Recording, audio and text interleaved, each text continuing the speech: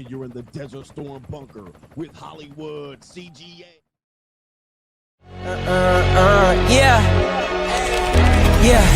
Legends ain't born, they built from the grind. From benches to banners, we sharpen the mind. We sharpen the sword and promise and swore that we going hard and leaving it all on the floor. Hey, yeah, we going hard and leaving it all on the floor. Hey, yeah, we going hard and leaving it all on the floor. Legends ain't born, they built from the grind. From benches to banners, we sharpen the mind. We sharpen the sword and promise and swore that we going hard and leaving it all on the floor.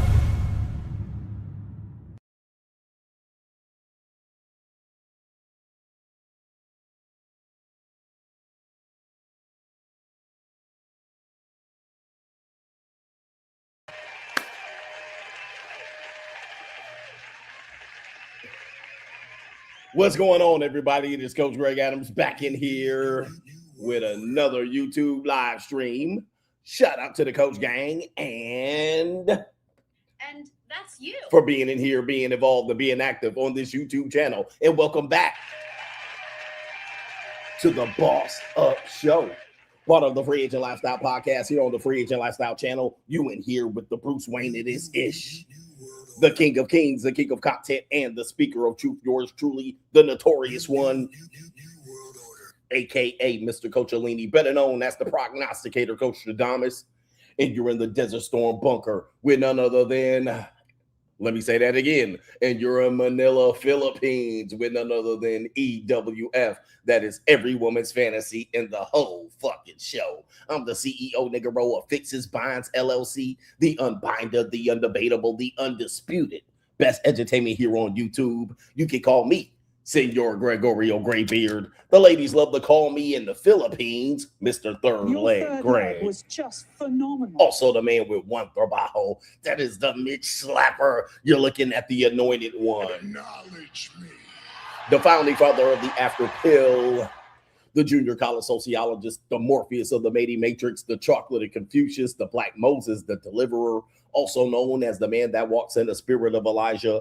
I'm the man with more nicknames than anyone in the game. But in case you forget those names, just call me CGA, see God Allah. And I'll be the 14-time demonetized champion of YouTube.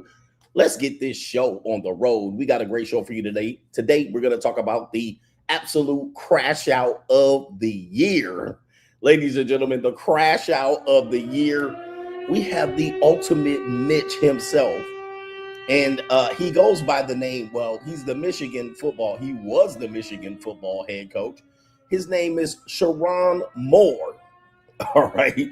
Sherrone Moore, I should let him come up on the screen real quick to give you an idea of what's going to happen here. Let me see if I can pull him up on the screen just so you can see what this goofy nigga looks like. Here he is right here. Look at this bitch ass.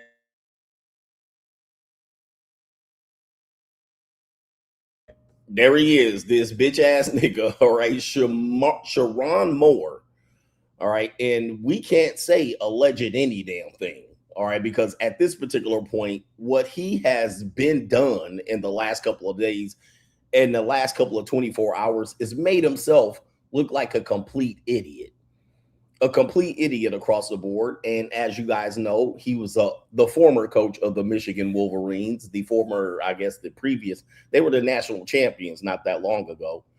And not under his tutelage, but he was an assistant coach under the national championship banner. He has been fired on his day off. Okay. And a whole bunch of other things have happened as a result. Now, we're going to talk about this in the first part of the show because I got to set up the second part of the show. And we're only going to do like two halves of this show, you know, as it is midnight here in the Philippines. And we are not going to take too long to get this show on the road. It's not going to be the 5-hour variety, but we'll get some show in. But, you know, we got to talk about these options that men have and what men will do for pussy. What men will do for pussy. And that should be the theme of today's show. What men will do for pussy. Right? Under any circumstance. What I've been ironing out and laying out in front of this particular group that we have, a group of men and some women watching me, playing with their pearl tongue, watching me. I've been trying to lay out a series of options for their life because I know what is the one thing that starts men onto a path of doing ridiculous things. And it is access to punani. Okay. Our lives can be summarized by what we did when we had access to punani, including having children, marriage, divorce, breakups, arrest records, domestic violence court appearance, and so forth and so on. It's not how we actually go about life to become the best version of ourselves. See, that is one thing. But most of the time, when you take a look at a man's life, it's what he did for 7 seconds of punani, for 7 seconds of an ecclesiastical nut. And as a result, many of us in this that are trying to lead men and give them a lane to pick, we have to come up with something that actually prioritizes the man's need to become the best version of themselves, their need to become a free agent, their need to go about life, to be able to learn and make good decisions about themselves. So you even have the church that does this from time to time. They tell men, if you follow the Bible and follow the Lord and you put the Lord first, then women will follow and do second, and all of these things. And I put myself in the crosshairs of this message, meaning that I have put myself and volunteered myself to be able to be a person that will offer information and options for men. Now, all of these options are not for every man. And we're going to talk about this because this is going to talk about, I'm going to lead that into the Shamar Moore conversation. What I present in front of you, it's heavily criticized, just like any situation is heavily criticized. But what happens is men will listen to me in the thousands and the hundreds of thousands and the millions. And they will say, well, I don't agree with what coach is saying here. I don't agree with what he's saying about going about it because I don't want to do it like that. I want something different. But what they want is a perfect scenario, a perfect situation. They want a fantasy. And I say, well, that fantasy is not available, but you could choose any one of these other lanes and you can make it work. Right? You can make it work and accept the trade-offs, the pros and the cons. Well, since men lack experience, particularly in the women category, they're ready to put all the eggs in that basket in hopes that it works out. We call that the hope strategy. And we say, well, hope is not a strategy. It's something that you can do, but we know if you roll those dice, at some particular point, you're gonna crash out. It's not gonna work. And so what a guy will do is they'll take this route when they really want to take this route. For instance, some men want multiple women, but they will push monogamy. They will try to trick other women into believing that they are monogamous with them. And I find that to be egregious. Not to say I've never done it, but I say, man, that's actually a waste of time to be able to lead like that. Like if you want to be monogamous and you want to tell a woman you want to be with her, you would hope that she's monogamous with you, and then you would be monogamous with her, and that would work out. But what are we noticing? Men are pursuing monogamy and then also fucking around on their wives, which, not to say I've never done that, but I don't support that type of a mindset because that's just going to lead into disaster. That's going to be terrible. And your family is going to be affected by what you do with your ding-a-ling. You don't want that. You don't want your kids to be disrespectful of you. And not only that, your wife is going to be the victim, no matter how much of a biatch she was, no matter how much she didn't give you that crotch meat in between her legs. She's going to be the victim should it be found out that you cheated on her. So I try to advise men. I'm like, yeah, listen, marriage would be great, but if you have no intentions of being faithful to that woman, monogamous, well, why do it? Or if both of you guys don't have an open relationship, well, why do it? But men seem to want it both ways. Men seem to want it both ways. And I'm like, dude, you are wasting your time. Why don't you just do it this way? Meaning that, why don't you, if you just want access to multiple punanis, there's a way you can do that. You don't have to be the trickster. You don't have to be a player. Okay. You don't have to do all of these things and mess up your life and ruin it.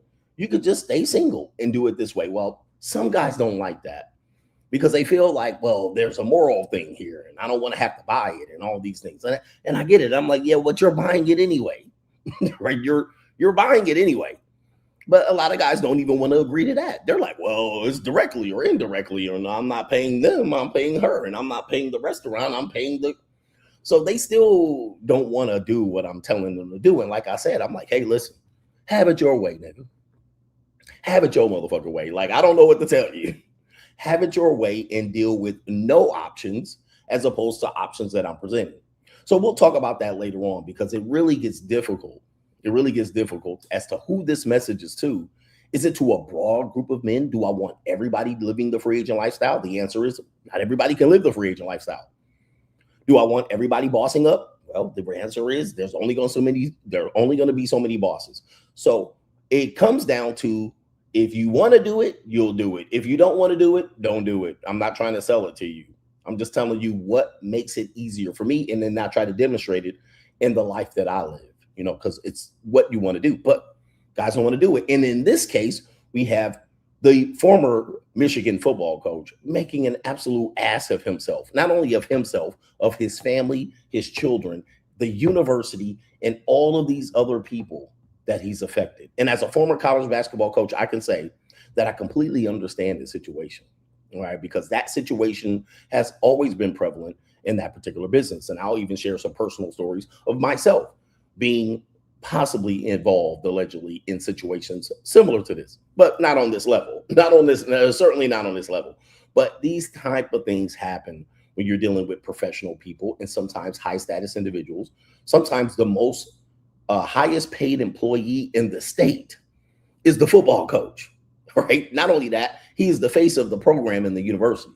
And there's some racial undertones that we have to also talk about here. There's some racial undertones that we're going to have to talk about, because Dr. Moise Watkins had tuned in, because now they're trying to say, well, it's a black head coach and a white head coach would have done this and that. And it's absolutely ridiculous and pathetic.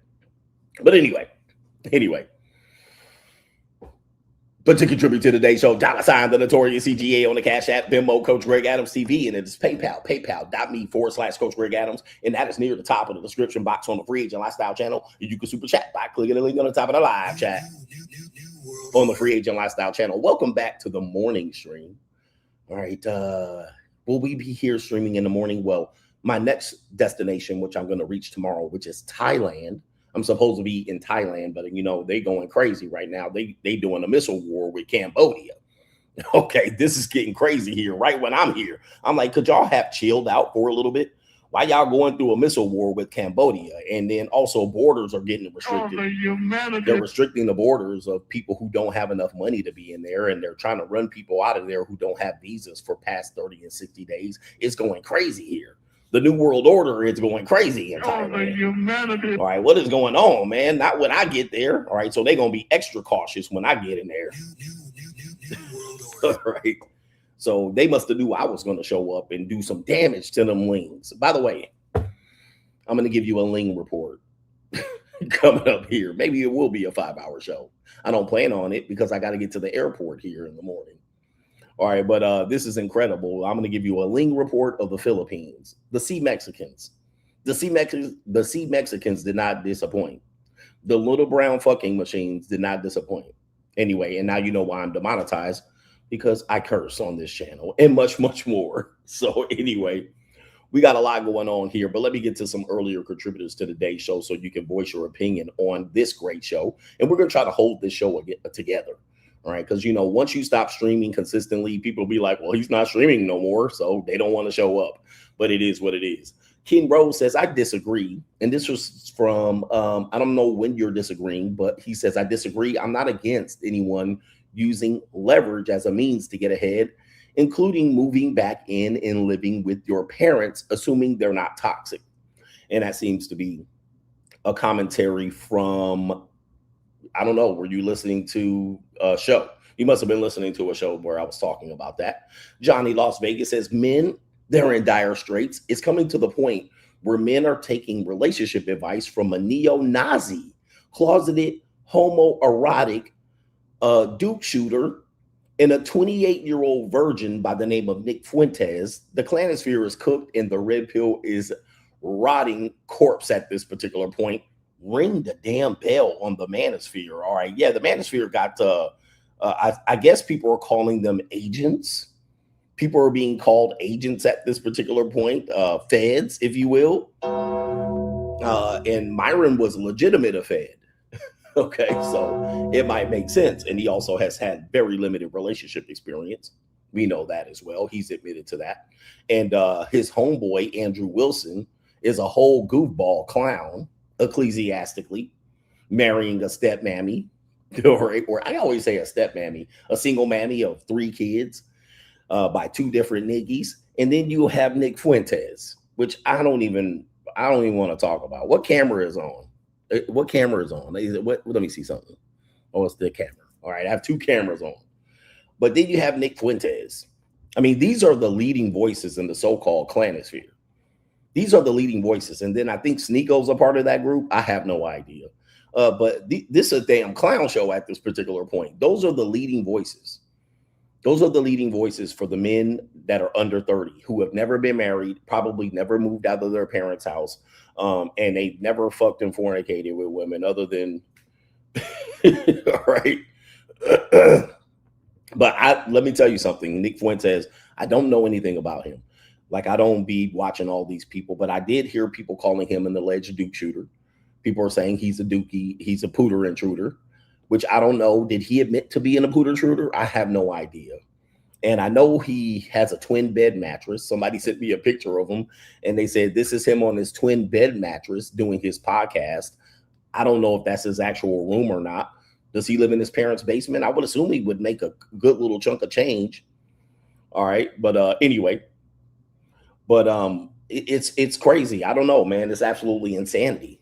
And they tried to, somebody said somebody else tried to get on, they tried to get in on my time stream since I wasn't streaming. They're like, let's take Coach Greg Adams' time. It didn't work out. I'm back. I'm back. This is my time slot, niggies. All right. But anyway, I know nothing about Nick Fuentes other than that. I've never listened to him. I don't know. I've never tuned into his station to know what's going on. But anyway, I suppose that these are the leading voices for the young men, Generation Z, the Zennials. All right, it's a wrap. It's a shit show out here.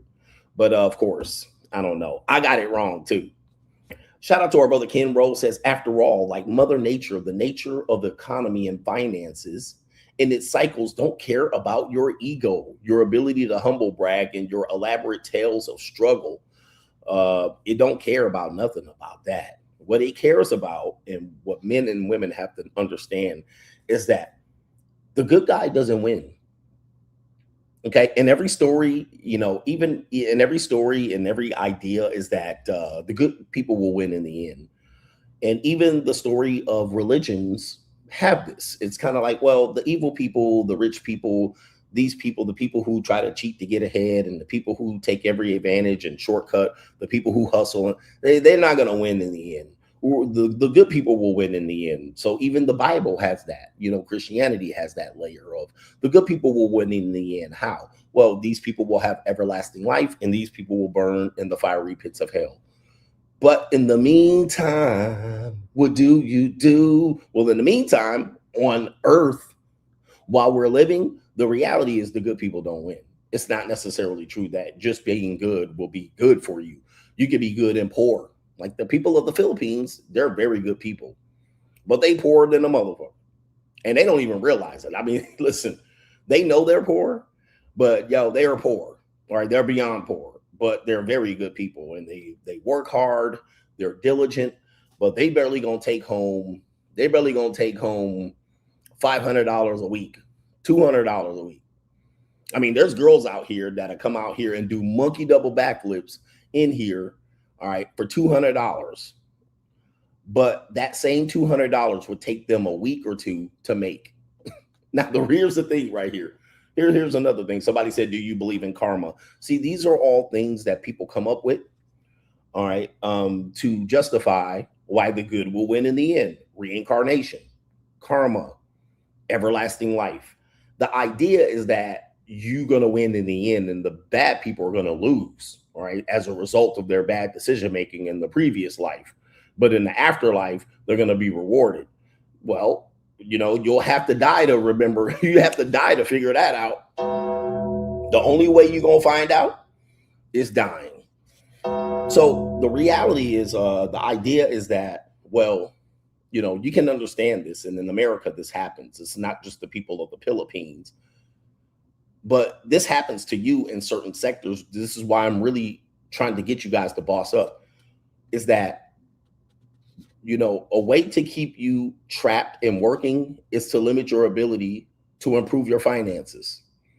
Now, the people of the Philippines, we can see them living that. They're diligent workers. They're good workers. They work hard. They dress up for work. Dude, I saw the craziest thing here in the Philippines. And I call it the Philippines because it sounds like they call it that sometimes. I saw the craziest thing. You want to hear a story?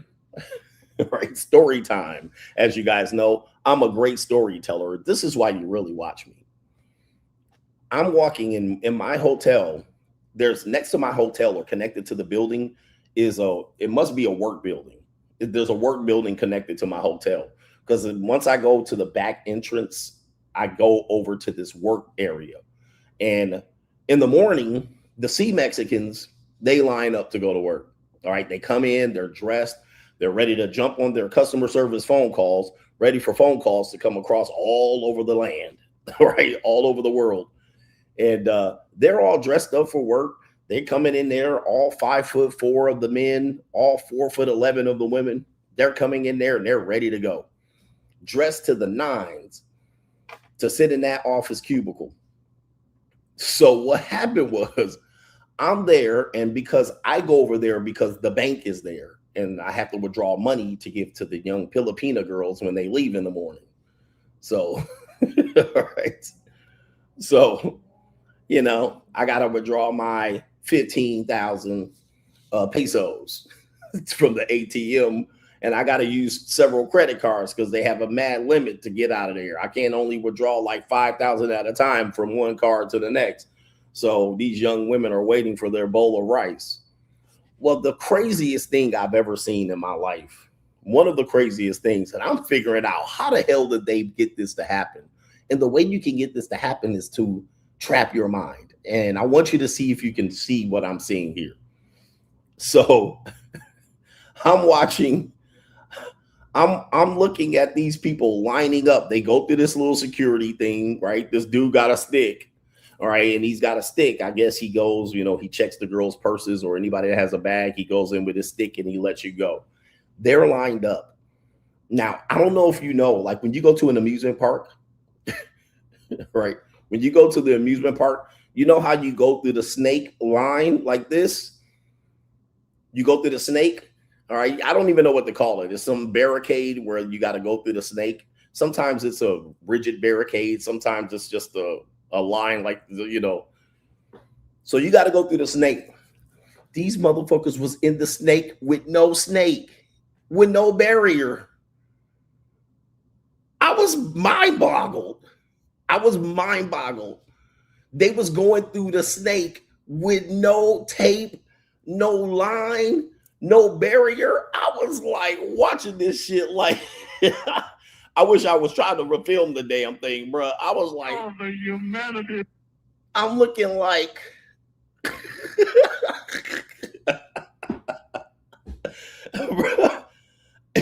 and I had to sit there. I'm trying to look. I was like, you know, there ain't no snake. It wasn't just one line doing the snake. It was 3 lines doing the snake with no snake. Like, I was like, bruh. It was like they was in the 5th grade. I was like, bro, this is some wild shit. They was lined up, standing all up on each other, bro, and they was going through the snake with no snake. And I was like, how do y'all even know where to go through the snake? How do you know when to turn? And they turning like army ants. I was like, what in the world? Oh, the humanity. Yo, I was like, man, I don't even know what the hell I'm watching. How is this even fucking possible? I assumed that if I said, man, fuck this snake, and I jumped out of line, they would be like, anyway. Somebody said, what's the snake? I'm trying to describe what it is, but you go through this when you go through the airport, when you go get on a ride, there's the line that goes like this, and you got to go all the way down, and then there's a little rope or a barrier or something that tells you to turn to go to this direction, and you just, you know, it's the single file. It prevents people from single file lying and, you know, I guess ruining people's foot traffic. Yeah, the bank has it. It's a little maze. It's a little human maze that we go through like idiots. Like, and then let's say you have a barrier up and you climb the barrier because there's nobody in line. People be still looking at you like, you skipped the line. You skipped the snake. So anyway, I watch these Filipinos going through the snake with no barrier. I was mind boggled. All right. Oh, the humanity. I was mind boggled. I was like, this is incredible. So anyway, mind control is a real thing. But here's the deal. These people work hard, but they'll never leave. They can never leave. And the reason why is, well, $2,000. I mean, what do you call it? They make $10,000 a year. You're never going to book a ticket out of here. You're never going to book a ticket out of here. You're never going to fly the coop. You're never going to flee the scene. You're never going to fly out of here. So that's what happens. That's what happens. And many of you guys are in that condition right now. This is why we tell you to boss up. At least in America, in many places, you can boss up. You can get yourself out of that condition. But in people in America, you're like that too. People in people were in Brazil, same way. Like, it can rarely leave. And those people that leave, they really are, you know, traumatized because their family says you're leaving us. You're leaving us here by ourselves. Especially women. Women get criticized for leaving their families here. How you're selfish. And they're like, man, I can make way more money where I'm at. But unfortunately, they don't know when they make way more money, they do have way more expenses where they're going. So it's a catch-22, but it's a tough time. Decisions, more money, more problems. Shout out to the 10th man is in the building. He says, I don't want Poon that fire. Hashtag the Michigan coach crash out. He doesn't want Poon that fire. Here's the sad part about it. That Poon wasn't probably that fire. All right. It probably wasn't that good, but we'll talk about that. The 10th man. Thank you for the co-sponsorship over in the Philippines. Shout out to our brother Joshua Moon says, a perfect scenario. He says, nah, you can scrap that one. There's no perfect scenario. Dudes want a perfect scenario. And the reason why they want a perfect scenario is they don't have experience. So in their world, they think they can get a woman with a low body count or no body count.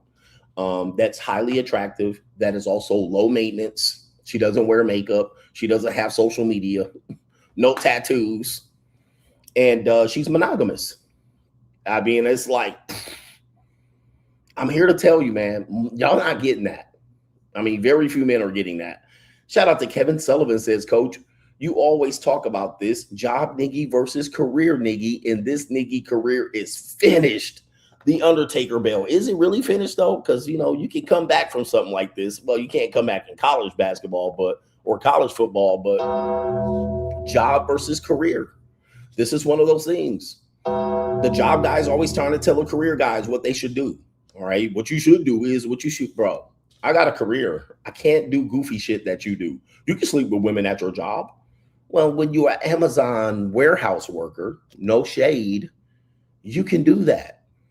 But I'm the head football coach. I make $30 million. Okay. I cannot sleep with my subordinates. I cannot sleep with the women that I work with. Not only did he sleep with her, he allegedly gave her a pay raise, which raised some eyebrows around there. But I'm going to talk about that later because I worked in colleges. This is normally something they sweep under the rug, but this one they couldn't. And I'm going to tell you why. Kaylin says the list of simps that we have this year is staggering. Now, Sharon Moore was set up to be the fall guy after Jim Harbaugh went back to the NFL, but this is different. He says men don't say you'll be monogamous when you don't want to be. He effed up big time. Yeah, see, the Moore situation is, Sharon is his name. Yeah, he wasn't supposed to be successful to begin with there. And I'm going to tell you why that later, because I know why he was hired. And we'll talk about why he was hired. And no government name says you got to look into Piers Morgan. He's always talking ish about men in the clanosphere, but his wife takes sabbaticals from their marriage to other men. Her name is Celia. Shout out to Piers Morgan right there. And I've never been on his show. I don't think he's the up and up guy that he claims to be. I think he is he plays the devil's advocate more times than not, and he is a master debater. Pause. He likes to just trigger people and play the other side of the argument to get views. I don't think he's somebody that you should be following his life passions and this life plan, especially when his wife is out there getting railroaded and trained by other men. I have no idea if that's real or not. Is it real? It might be real. She might be. But, you know, that doesn't surprise me. He probably been out at the Philippines a couple of times himself. Let me check over on Ko-Fi one more time, and then we'll get into matriculating the ball downfield. But before we do that, we got some other brothers that have, we got some people in here. She got Larry C. He says, I recently learned what the highest rank in the popcorn army is. It's the colonel. Sorry for the corny joke. He says, much love to you and the coach gang. Shout out to Larry C., the mathematician in the Shield. And our brother here, he says, what's up, coach? I'm actually a U of M Ann Arbor alum. And he says, so it's crazy to see Sharon Moore go out sick like that. He says, bro really crashed out and threw his whole life away over some regular broad. He says, when he could have been at the JUCO with the baddest sorority beaches University of Michigan has to offer. We're going to talk about that. Like, yo, I'm telling you, even we're hearing the world talk about the monetized dating marketplace. I'm going to show you this real quick. And he says, all right, a real crash out. And we'll talk about that. Shout out to Corey from the University of Michigan Alumni Association. And, you know, I've seen coaches do this. Have their girls on campus. Even they said Lane Kiffin had his girls on campus. Like right when he went and took the LSU job, there were some girls that said he was in my DMs and whatnot. We'll talk about that because people are bringing that up. All right, but this is completely different. This is a completely different scenario because people don't even know the whole story, maybe not. J Flo says a little flew back exit tax for your trip, coach. He says, stay safe, clap cheeks, and enjoy yourself. Coach gang, shout out to you. Thank you, man. Chris Jericho says, as a former coach, you know it's hard to hide these type of relationships on campus. Could a university hold this in their pocket to use later if they want to fire a coach, but don't want to pay the buyout? He says, when you're winning, it's all good. You start losing, and it's bye-bye niggy. Well, we're going to talk about that too, because, universities can hold this in their back card. Trust me, I know this personally. So they do watch what you're doing. They do spread rumors. And yes, you cannot hide these relationships. If you have a relationship and you're a coach or a teacher, trust me, somebody knows. Somebody knows. And all it takes is one person to have enough evidence or enough conversation to let that spread like wildfire. And you never know who that person will be who will do this. But yep, in that case, what will happen is people know that's the case. And we're going to talk about why Sharon Moore didn't get fired immediately, because people knew about this relationship a few weeks before it was exposed. As a matter of fact, Sharon Moore this relationship was known. Let's just call it like that. And it probably was known in the industry. So in order to carry on like this, you got to move a certain way. And as a football coach, you know, it's kind of hard to be able to move around without the person being close to you. So as you can see, he had somebody close to him. That way they can move around in a certain way. And it's smart, but it's dumb because it makes it easier, but it's dumb because it's a little messy as opposed to having a JUCO out there, which I don't understand why people aren't using the JUCO, because it's an open transactional monetized dating marketplace. That would have been available to him. Even if the student was a University of Michigan student, that would have been available. I talked about this in the Mel Turner case, but again, people still saying that I'm promoting degeneracy, but it would have been the obvious idea for him to have a JUCO because he still was paying the girl. I mean, it's so crazy. When I bring up that this is an alternative, people go mad. Well, he could have first not cheated on his wife. That would be the first scenario. But, you know, I mean, if he was going to do this, he could have made it a lot cleaner. But people don't want to because they have a moral stance against it. But at the same time, they'll cheat on their wives. Well, that's not the right thing to do. And then cheat on his wife at the same time. Like, what are you talking about? What are you talking about? This show, man, people are crazy. Okay, and I do have to say, let me see, do we have a couple more? We have two more. Blue Baggin says, man's in the land of the sideways vajayjays, $200 is well, get your prime calico around these parts. He says, I'm low-key hating. He says, I need to boss up. Yes, the land of the sideways vajayjays, $200 get you prime. And boy, did I have a night with a Filipina last night. Right? She about wore my ass out. Pause. And for what she got, and she was a baddie too. She was a baddie as hell, bro. Let's talk about it. The Philippines is a single man's paradise. It's a married man's paradise. But because of the economic situation and also the culture centered around, I would say, the Asian culture, which some cultures don't have this. The Hispanic culture might have this as well, particularly the Mexicans, is that the daughter is supposed to stick around to help the family. Now, this is very, very common amongst Asian cultures like Thailand, Philippines, and even other cultures. Vietnam is where the son can go off and start his own family, whereas the daughter, traditionally in patriarchal systems, she's supposed to help the family and, in essence, sometimes support the family. So if they are in a situation where the family is not able to support themselves, they will sell the daughter. Like it literally is the old school way that men believe they want to bring back to America, where women were property and they had to, be virtuous, and they couldn't risk lessening their value by being promiscuous, but also be sold to the highest bidder, and then that can help their family. So that kind of still exists here, but in a different way. It kind of still exists. So the daughter has to stick around unless she marries a person that takes them out. But even if they marry a person in that culture, typically that man, especially if he's a foreigner, is supposed to help the family. So it still kind of exists. But as a result of this, the working of the daughter of about any age, opening herself up to sell her innards to support the family, is kind of like, yeah, that's what's supposed to happen. Like, it's a part of life. It's a way of life. It's something that has always been there and prevalent. So this is not something that's new. It's not something that people have exposed. Nobody's being taken advantage of. It's a part of the culture. And even parents have to look the other way in that situation. Like, it's what they've always done. Even their mother did it and their grandmother did it. Sometimes their grandmother and their mother's doing it still somewhere in a massage parlor. And sometimes there's a very young woman doing it.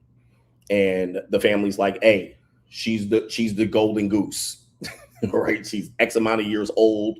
She's the most young, fertile, most attractive. She has the best odds of getting us out of this particular situation. Yeah.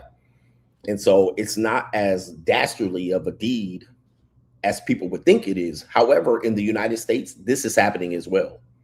This same thing is happening today in the United States. We just do it undercover.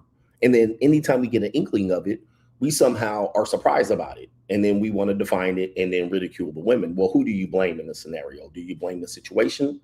Well, it is what it is. But yeah, man, it's the reality of the world. It's the way of the world. And it's why people call things somewhat the oldest profession. But yeah, it is a single man's paradise. The Philippines is. And Izzy, the accountant, as a Black man who has traveled to Thailand this year after 70 years, he says the demographical change was crazy. Fewer white older men from Australia in the US and more melanated Indians, Africans, and others, probably why they are cracking down on immigration. And it's not so much the Black guys, but yes, there are people coming across borders all over the place. I mean, borders are an issue even in Australia, that they're opening up borders, and particularly the Africans are the ones that are violators here on the eastern side of the world, the land of the East. So the African men are the ones that are the biggest violators, whereas in the United States, it tends to somewhat be the people from Central and South America, but also China and other areas, but you also have Haiti and Somalia. So yeah, man, this seems to be the case across the board, but they're cracking down. And what they're cracking down on is that do you have the money when you come across the border? That's what they want to see. Do you have the money? That's what they care about. What's in your bank account now? And I actually know this for a case that when I was in Colombia, I had 2 Panamanian girls coming to me, and one of the reasons they got deported and shut down at the border is because they could not prove that they had money. And they were like, how much money do you have in your bank account? How do you support yourself? How do you plan on getting back to your country? And once they could not show and demonstrate that they had money in a bank account, they sent them to the deportation station and flew their ass back out the next day. Okay. Had them detained and they flew their ass back out the next day. So this is an issue not just with Thailand, but shout out to Izzy, the accountant. This is an issue across the world because people are coming across borders and they have no ability to support themselves. So anyway, shout out to the coach gang. We're going to get into this portion of the show. And it is, well, it's not the normal portion, but this is something that I wanted to talk about. And while giving men options in this life, okay, we're changing the tune of the show just for the day. This lifestyle is not for everybody. Okay, what I preach, what I try to pass on as a knowledge and experience to men alike is that this is a life plan that I've seen and I've lived and I've made mistakes. I've corrected those mistakes and I've used a certain way to do so. It's not conventional wisdom and it's never meant to be. If I was to come on here and say something conventionally, which would be something that you can relate to, well, that means it's too easy to do. For instance, if I told you to run the ism out here, well, most low-life niggas know how to run the ism. So if I told you to get through life by using your words and using your charisma, okay, and not actually applying yourself to any craft and pimp some hoes and live off of women, all right, that would be easy to do. That would be an absolute shortcut. And that would not add value to you. I would have to add something additional to that to add value to that, because that's an easy thing to do. Do nothing, wear a do-rag all day, and then cold approach women, and then they try to live off of one of them. Maybe let them sell their vagina, and then you can live off of those proceeds. That would be a very easy thing for me to preach, and it would be conventional, and more people will adapt to it. I would get more men willing to do so. Why? Because it gives them a reason to work, which is through the woman. It gets them access to women at the same time. So it's a double whammy. It's kind of like me saying something like, well, when I was a personal trainer, I slept with my clients. Now, I'm not saying that I did, but if I did do that, how many of you guys would want to be a personal trainer? Okay. If I came on here to tell you stories about my time as a college basketball coach and a personal trainer, how much access I got to sex as a result of that, more men would be encouraged and inclined to do so because it solves 2 problems, money and women. Okay. It solves 2 problems, money and women. So you would take that course of action. In fact, I've had men who actually saw me doing business with suburban housewives in gyms and private clubs where they would see me doing it. And they say, I would want to do a job like that. I get to be around women and I get to make money. What would men do? They would do that. They were like, sign me up. Tell me how to get the course. What should I do? And some people will maybe buy a course from me telling you that. This is how you sleep with other women through using personal trainers. When they don't have money, you can get sex from them. I'm like, this would be easy. And more men would adapt to that. They would adapt to that message. You would not find any moral loopholes in that messaging. You would be like, this is great. I get to get paid and sleep with women and stretch them and be around them. Well, because I tell you something opposite to that, right? Yeah, you could do that, but there's traps laid there, right? The guy could, the husband of the wife can come in and oozy you up. You don't want to do it. It's going to ruin your professionalism and your credibility. This is not something you want to engage in as a career because by the time you're 40, you're not going to want to do it anymore. And also, you're going to get a bad reputation amongst your professional people, and you're probably not going to be able to rent gyms and work in gyms. You're going to get a bad rap. So long term, this isn't the best thing to do. So you're listening to me at 20 and 25 and 30, maybe 35, and you're thinking of doing so. I'm going to say, don't do it. Even though I know you can do it, don't do it. Same thing as cold approach a mouth. Yeah, anybody can cold approach a mouthpiece. I'm just telling you, it's probably not the best use of your time. It's a low return of investment in activity. So I then tell you, well, apply yourself, build leverage and options. And then you go, well, this is hard. And not all of us can get to the top. And this message is for the top 20% of men. And what about us? And we got broke. You're saying we're broke. And You know, I don't come from the background you come from, and not everybody can have money, and not everybody should use money as leverage, and it's tricky. And I say, well, listen, it's not for you. Let's just be clear. What I teach is not for everybody. What I teach you is not for everybody, and it's not intended to be. Now, you can listen to it, but it's not for you. You're probably not going to do it anyway, because I just know how people work. I can tell 100 people to do something, and only 5 people are going to actually do it. But you can learn from the situation, and you can maybe get the message later and do it. Like, for instance, when I started off this particular path, first, it was the idea of just going your own way. Just go your own way. Well, that had some people in their feelings, particularly men. What do you mean go your own way? What about dating? What about love? What about sex? What am I going to do for vagina, coach?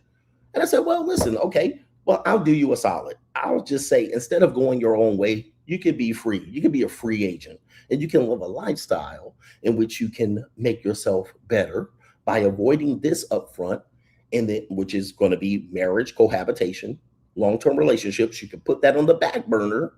You can still mess around with some girls, but you're not going to make that the priority. Not going to make that the priority. You're going to take months off during a month mode segment, and you're going to build yourself up to a point that you can get access to better people that are not as toxic. It's a free agent lifestyle. You can travel, learn how to have culture, make some money, improve yourself. So instead of just saying go your own way, well, why don't we have a little lifestyle attached to it? Do you know that when I went from go your own way to free agent lifestyle, men had a problem with that still? Well, I want to have kids. Coach, I want to have kids. And it's not fair, coach. You have kids and you're telling us not to have kids. And I said, I didn't tell you not to have kids. I've never said to not have kids. I always told you what you should consider before you have kids. But my tenets of the free agent lifestyle never included talking about kids. In fact, I gave you scenarios on how to have kids that didn't include the old marriage and love child. Well, then you found a problem with that. Well, it would be better if people had a 2-parent household. It sure would be, but 60% of households probably ain't gonna have one, all right, in the next 5 years. It's not a guarantee. It's not even a guarantee that if you get married and have a 2-parent household, that it will maintain the 2-parent household. So what people start doing is looking for these perfect scenarios. I give you an option. I give you a trade-off. You don't like it. Then I give you another one. Let me improve it. Let me add to it. You don't like it. So what I did was I said, okay, instead of just going your own way and creating a free agent lifestyle, how about then you boss up? Okay, let's add the boss up to effect to it. And then people start listening to that, well, bossing up and this and the economy that and living with your parents is fine and it's okay. All right. So people start finding problems with that because I start saying, well, blue chip mindset, money mindset, boss up. How about you do that? But instead, I'm going to charge for this particular information because when I was giving it for free, people weren't watching it. So it seems like people want this information. All right. And the small percentage of people that want it, who want to invest, who really want to boss up, I'll give you that information over here. By the way, when I started doing boss up, it was free. It was called the blue chip mindset. But because people start stealing my shit like they normally do, then I had to rebrand it to the money mindset as a generic brand and then boss up. Guess what? People still found problems with that. And then it also went into the JUCO because what happened was people were listening to me initially and they were saying, coach is saying don't have sex and be a virgin in an incel. And then you thought I was a virgin in an incel. You thought I didn't have any game. You thought I never got women. All right. For some reason, the internet believes that that's my message. And I was saying, no, I was telling you stories of men who had that issue. I didn't have that issue. I was just telling you men that had that issue, talking about the 80-20 rule. I wasn't in the 80%. I was always in the 20%. But when I start saying, well, as a result of all men paying, why don't you just pay directly? Well, women are making themselves available for this. But that's an option for you if you want to engage in this little bit of worlds of intimacy. But also you want to be absent of the emotional connection that seems to retard all of the men. Like when you get to the emotional part, that's where we're stunted. That's what sets us back. See, it's not the intimacy, the so-called I get it for free. It's when you don't realize that you're paying for it. AKA Sharon Moore is a prime example. He thought he was getting some sex for free, but we're going to show you clearly he was paying for it. And he has paid the biggest price other than death at this particular point, which was pretty much on the table as of today. He was willing to die over this. Yes, he was willing to die. So I said, well, if you're not going to have kids, if you're going to travel the world, they have this available to you. Why forge emotional relationships when you're not wanting one? And then you said, well, I want one. And I said, it doesn't sound like one. It sounds like you want to pump and dump the women, right? It sounds like you're trying to use these hoes. But then when you use these hoes, you end up coming back to me saying, I got a problem with this and I got a problem with that. And I said, you can eliminate most of those problems if you just do this. Well, I don't want to do that.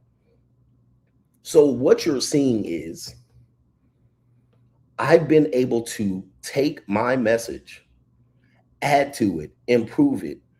And then what happens is each time I do that, men find problems with the message.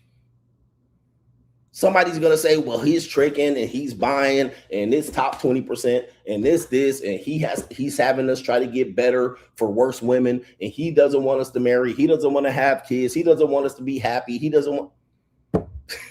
And then they actually try to convince you that I'm not giving you a solution when I'm clearly giving you a solution that you're rejecting. So I stopped calling them a solution and said, they're just trade-offs. You're just taking one thing and saying, what's the pros and cons to these? What's the pros and cons? And this is it. As opposed to other people telling you what the solution is, but the solution never works out. Okay. It's almost as the exception to the rule. So their audience is a bunch of exceptions to the rules. For instance, people will say, well, I'll build with women. Then I say, how many women have you built with? Oh, 4 or 5. And I was like, well, that doesn't sound like building with women. That sounds like you start and then you have a process and then it fails. And then you end up in the same mud that I'm telling you about. And then you have to restart with the next woman. That doesn't sound like it's working, because building with a woman should be building with a woman. Okay. Same thing as marriage and divorce. How many of you men have listened to me? And I've been teaching this in several versions of this for better than 8 years. It's been 8 years that I've been doing this. And I've been ahead of the game so much that most people then start revolving their message, they start evolving their message around my message. They just basically remix it. So I start adding to the message. Some of you guys in the middle of this have literally been in and out of relationships the entire 8 years. And none of them have worked.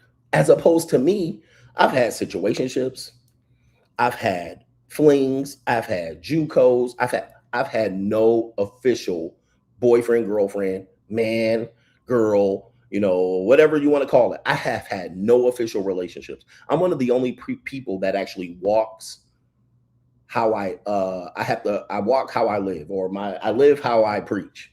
I preach what I live. I live what I preach, whatever it is. I'm one of the only people.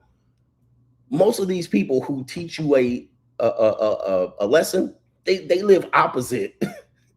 There's dudes out here telling you to stay single, and they live in with a girlfriend. They're MGTOW, but they have a living girlfriend. There's some dudes out here telling you to run game, and they buy pussy. There's some dudes out here that literally is telling you how to guide yourself and look for relationships, and don't have a fucking relationship. They don't have any. This is how you get a relationship. This is what you look for. And then you ask them, where your relationships at? One or none? How do you guys justify this shit? How do you justify this? There's dudes telling you that they get baddies. And then you find a girlfriend and she a plain fucking Jane. Tell me I ain't lying. Oh, I get baddies. I fuck nothing but 9s and 10s. I be pulling X, Y, and Z. They main fucking girl be a plain Jane. Plain fucking Jane. Now, ain't nothing wrong with plain Janes. I had a plain Jane little JUCO for a long time. But I'm not the one out here telling you I'm banging baddies. Right? So I'm walking it like I talk it. I'm living what I live. Hey, ain't nothing wrong with a plain Jane or Gordita, a slump buster, a booger wolf. I just ain't gonna make this motherfucker the prime person that I'm with. And then they got to hide the person and all this shit. Like, how many people that you know doing this and they supposed to have the perfect solution? Well, they'll come up with all type of reasons as to why they doing it and why they, but that's not what you were preaching. That's not what you were saying. So you're leading these men to false hope. Some of these dudes are fugazi. They're I can't say the word, all right, but they have a pageantry of, you know what?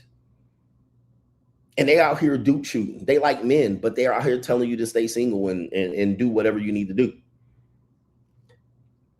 And even worse, they was telling you single mothers were for recreational use only to marry a single mother, only to be have married and exposed to, or then married a single mother and had to hide it from you. So I'm looking at this and going, bro, I'm literally trying to tell you what's going on and what's on the horizon, how things are lining up. And people don't want to listen to it because it's not what you want. And so as a result, you just stay there mad. You're mad at women. You stand there just mad at women, and you jump on here and red pill rage, and you talk about how these hoes ain't shit and they got high body counts. Guys, you're going to be fucking women with body counts higher than yours, more than likely. Does that burst your fucking fantasy bubble? See, this message is not for everybody. But the likelihood of you fucking someone and enjoying fucking her, she gonna have a higher body count than you, especially trending to where Gen Z women are. Because I be with a lot of Gen Z women, and they like to get fucked and choked. These are your future wives. These are your future wives. That's what you're gonna be dealing with, bro. Now, that's what it is. I don't know how you get around it. I can't change the situation. I can't shame these women back in here. I can't ecclesiastically do what it is. It is what it is. Y'all want a wife. By the time these women ready to settle down, they hoard out. They've been throttled out. They done took dick, all of that. Ask that Akash guy. It's right in front of your face. And not only that, some of these women are JUCOs. A good 20, 30% of them are in the monetized dating marketplace, and you'll never know it. They'll never tell you. You'll never know their body count. The only time you'll know is if they slip up and tell you after you marry them, goofy. So the men then say, well, I want to promote marriage, and you should promote marriage, and marriage is making a return, being a viable option for men, because there's been so much anti-marriage campaigning that people are tired of it. They're sick of it, and they're fatigued. So what happens when people are fatigued? They just go back to what they're comfortable with, which is marriage. And they'll say, I'll take all the problems associated with it. I'll roll the dice. And so people are eventually going to just go back to marriage. And then they're going to end up 5, 10, 15 years with the same problem because they never solved the problems. The laws haven't changed. They'll just say, I'm tired of this debauchery. And what are you promoting? Debauchery? Okay. And they'll just go back to it. And then they'll cheat on their wives, and then they'll be divorced, and there'll be broken homes. And then I'll just sit up there and go, it's the human condition. People want comfort. People also want to be seen as good. They want a virtue signal. So when you're seeing somebody like me who's a renegade, who bucks the system, who goes against the grain, who gives you an alternative that is not easy to do. It's hard. It's hard to do it. There's sacrifice, there's risk. People can easily just point out the flaw. Well, I don't want to do that.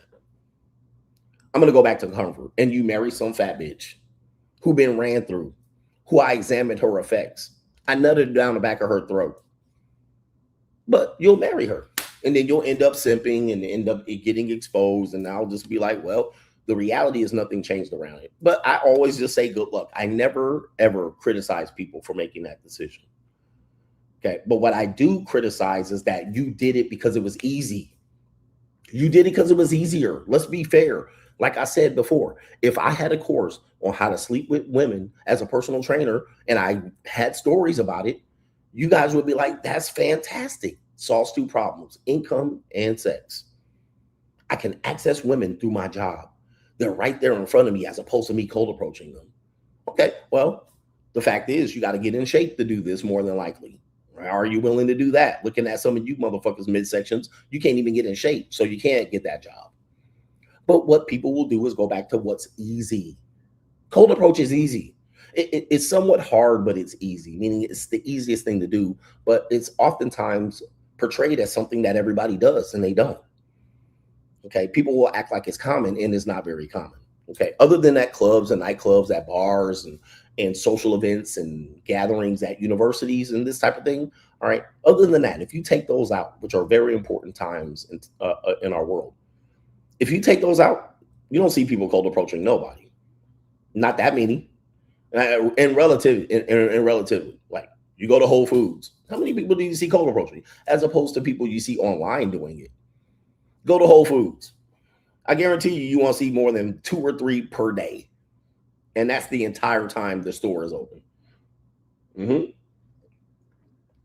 So people will act like it's a very common thing to do, but it's a very uncommon thing to do because people are doing stuff throughout the day. They don't have time to be talking to people and strangers all day. Okay. So, but what I'm again teaching you is that the lifestyle that I'm teaching you, which goes back to going your own way, the free agent lifestyle, the blue chip mindset, the money mindset, rebranded blue chip mindset, boss up, the JUCO, all of these restricts the amount of men that can participate in it. It doesn't make it a generic strategy. See, spinning plates and cold approaching is generic. That's a generic strategy. Marriage is a generic strategy. All right, forget everything, forsake everything, die on the sword, marry the woman that wants to marry you. That's a generic strategy. And there's pros and cons to that. My strategy is not generic. So when I make a course, it's not for mass appeal. Even the people who watch me, it is not for mass appeal. It is not supposed to appeal to every man. It's supposed to strike fear in you and go, damn, like what he's telling me to do is difficult. However, he's done it and he actually is living it. And he's actually doing it in real time. As opposed to, let me correct myself, watch this. As opposed to the men telling you to do these things, they show you 0 receipts. The people that are in successful marriages, almost 0 receipts. They won't even show their wife on the camera. Now, when you see their fucking wife on the camera, are you like, are you floored? Are you like, wow, he got the life I want? Most likely, the person preaching you to get married got an ugly motherfucking wife, and it's okay. But that wife is not the wife that you are picturing him having while he was promoting that motherfucking lifestyle. And then you can say, well, the looks of the woman's not important. I will say, yeah, fine with me. Okay, that's fine with me. But is that really what you wanted? Right? Yeah, eventually she's going to look uglier. But is that what you wanted? Do you want an ugly ass wife? You don't. Okay. So in the end, watch this. These people don't have any receipts. They talk about all the game they got and all the hoes they fucked, and they got body counts in the 400s and 500s, and ain't showing one goddamn receipt. And they'll just pass it off as, don't worry about all that, and I don't want to expose this. And you're like, it doesn't make sense. It doesn't make sense. Even the people that end up saying that they're doing certain things and they don't have a receipt of them doing it. And not to the level that you think. This imaginary woman that you see them, that you believe that they're with, when you actually see the woman, she's underwhelming. Very underwhelming.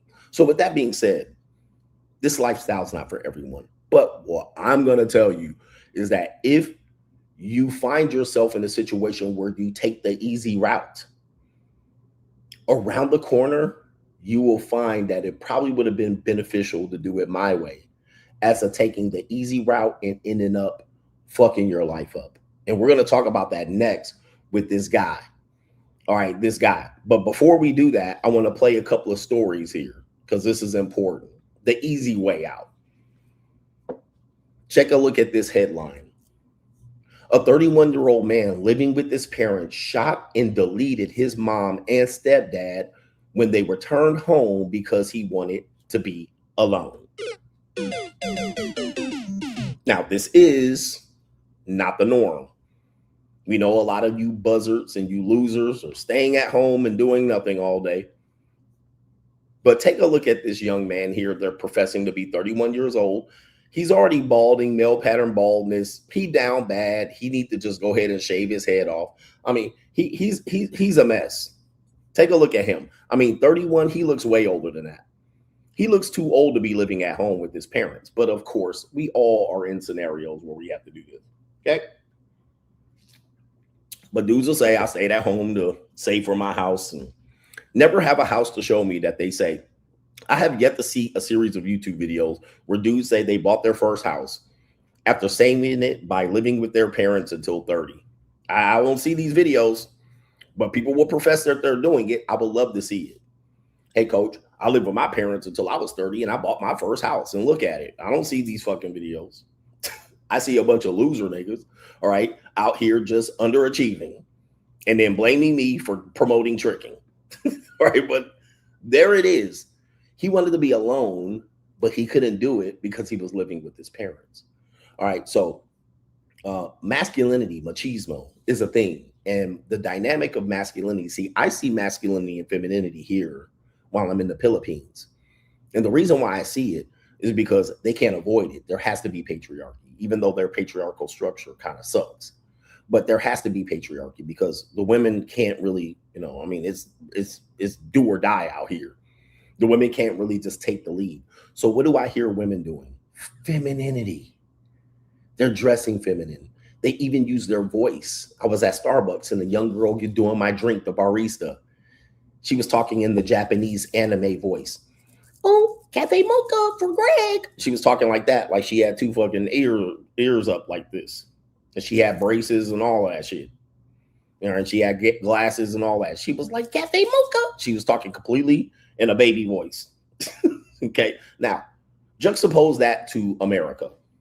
What do we hear American women sounding like? They sound like gorillas. They be sounding barrel chest and, you know, they be trying to sound important, deep voices. Why? Because they're able to hijack patriarchy in a sense and use feminism to kind of put a monkey wrench in it and then have false bravado, dress and act like men. But when it's time to bust a grape in the fruit fight, then the majority of them don't do what? They don't bust any grapes. Okay. And then the rest of the people behind them, they want to act like they're achieve masculinity until it's time to do so. It's time to climb a ladder. Most of them won't do it.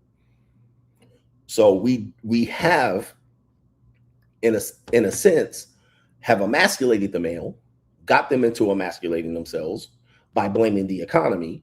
And then we don't see how that affects the natures of relationships, right? Where you're going to come into a relationship where this woman has been whored out and you're coming in living at your mama's house and you want to be alone. So the next best thing you do is move from your mama's house to your girlfriend's house. And you're completely emasculated.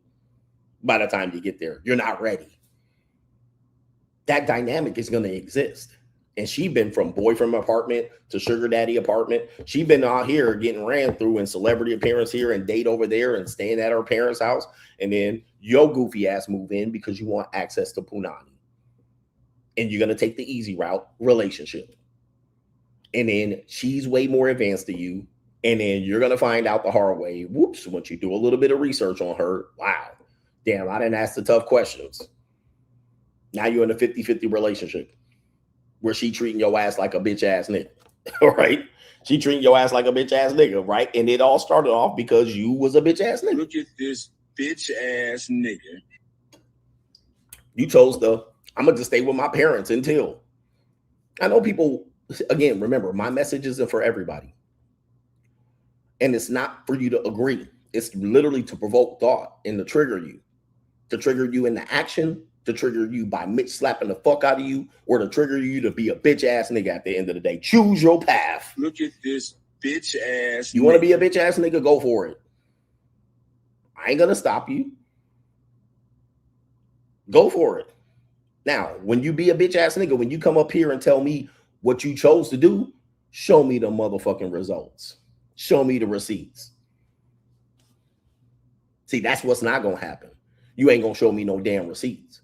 Show me the receipts that shit worked out for you. Hey, coach, I'm 45 years old and I lived with my parents until I was 32. And then I bought my first motherfucking house. And then I bought a series of houses. And now I'm worth $10 million. Show me. That's what I don't see happening with you bitch ass men. You'll tell me what the fuck you gonna do, but you won't show me what you did. You'll tell me what you won't do. Coach, I won't buy no pussy, but show me some pussy you fuck. You ain't fucking no pussy out here. See, we getting real out here. You'll tell me that you ain't gonna do it my way, but the way you doing it, you still ain't doing shit. Then when you do it a certain way, you still step in dog shit at the end of the day, like this goofy ass coach. He'll try to tell me, coach, I refuse to use the JUCO. Look at your bitch ass now. He'll tell me, coach, I refuse. All men don't pay. I get it for free. Look at your bitch ass right now. See, what this men's space is, and these fucking men that don't like solutions, or they don't like my motherfucking solutions and series of solutions, you end up doing nothing as a result. Yeah. You end up doing nothing as a result. That's what I'm seeing. Nothing. And I'm like, so your fucking rebuttal is nothing? I'd rather do nothing than to do it coach's way. Okay. Go for it. Have your motherfucking way. Do it. But what you ain't gonna do is criticize these 5 and 6 ways that I told you you could do it.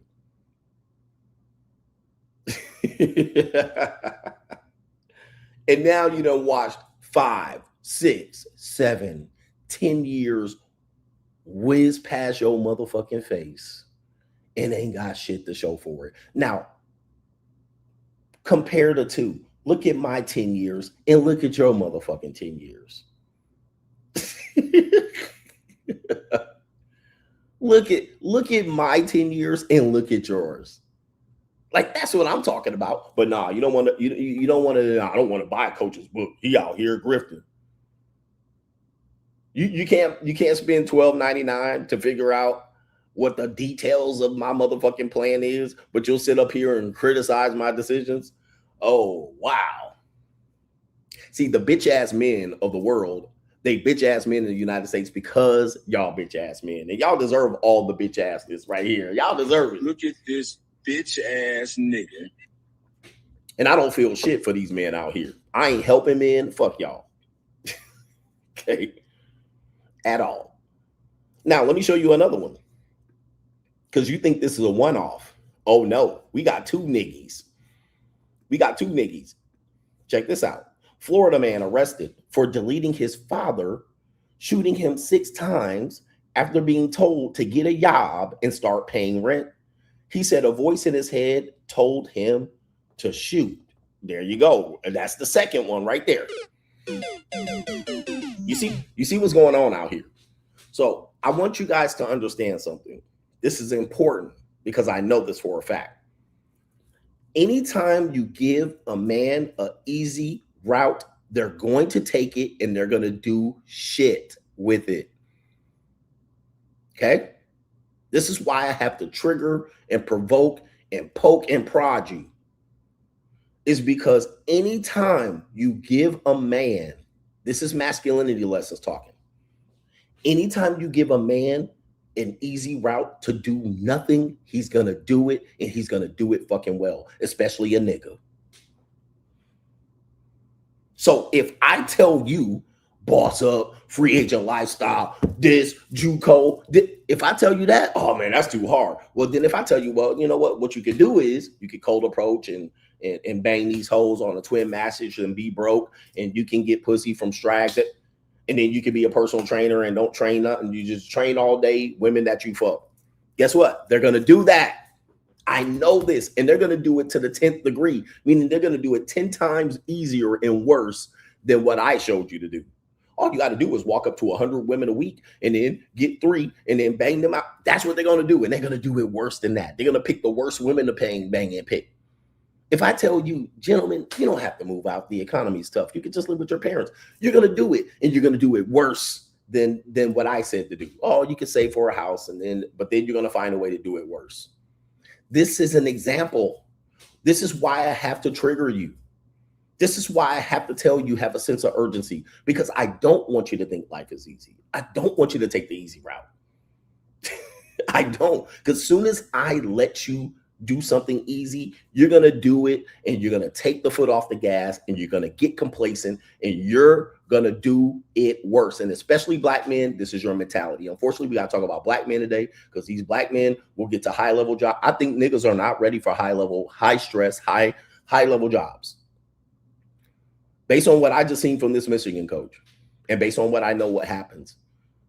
And based on what he did after the fact, not just the sexual allegations that he had, he completely crashed out. These niggas aren't ready. The black man, I told you these niggas' brains need to be studied. The nigga brain needs to be studied. I mean, look at this. This is why you always have to challenge niggas. Because this is what they do. The niggas not ready. They're not ready. They come to the Philippines and still be with fucking fat Filipinas. Like, what are you doing? There's not that many fat Filipinos. I mean, there's a lot of fat Filipinas to pick from. But these niggas will come over here, fly in another time zone. Nigga will fly to the future and come here and fuck fat Filipinas right off the bottom of the goddamn barrel. Like, I'm like, you're here. You can go to the province and pick fine right off the fucking vine. You can pick right off the vine with about 15,000 pesos. Somebody right there, right off the fucking vine. These niggas will fly to the future and pick a big calf cankled up Filipino. Like, what? This is what you came over here for, nigga? Like, not to be parading her around like this is, I got me a Filipino coach. Yeah, I see you, nigga. You could have stayed in Las Vegas for that. I could have sent you to Los Angeles to pick up one of them big old fat sea Mexicans. You didn't jump all the way over here and fly 14 hours. I know you didn't fly 14 hours for this and move all the way to Cebu City. And what these niggas will do will tell you how cheap you can live. You can live off of getting 45,000 pesos. Bro, who wants to live like that? There was a guy that did a video about that. He was like, these guys that do that, they're literally signing up to be in the land of losers. Like, you're going to the lowest level of competition in life at 30. You can't do this. Okay, at 50, okay. 30, no.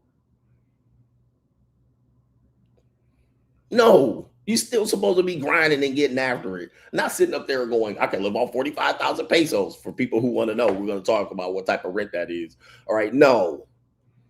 Not at 30, bro. Okay. All right, hold on for a second. Let me tell you how much rent that is here. It's $500 a month. $500 a month. Meanwhile, as soon as you walk down the street and around the corner, you getting stabbed. Okay, but anyway. Shout out to you guys, man. Do me a favor here. We got Corey Holcomb here on this one, and then we're going to get to the main event. We got 1,600 people in here. CGA ain't fell off. Fuck that shit. Fuck what you heard. Corey Holcomb. Corey Holcomb, ladies and gentlemen. Let's see what Corey Holcomb has to say. He's a legend in our space. Also a comedian. He's part of kind of the man space, the nigga space as well. Let's see what he has to say about relationships here. He's got Transactional. Somebody sent us 45 seconds. Corey Holcomb, ladies and gentlemen. All right, a minute. Let me get this volume up.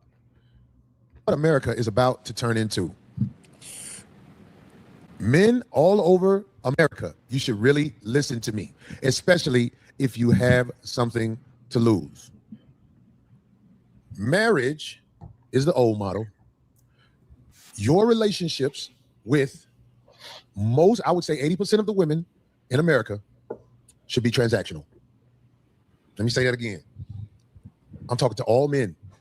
80% of the women you deal with in America, the relationship should be transactional. 20% of the women in America are worth trying to build with, but the other 80%, you should have a totally transactional relationship with them, because we don't know how to pick.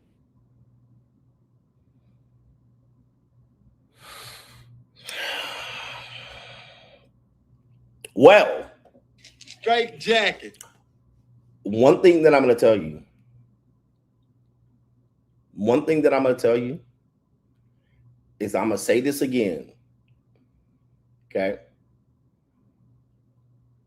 And nobody can ever say these people aren't watching me, because I was on the #1 Netflix series. My clip was on the #1 Netflix series.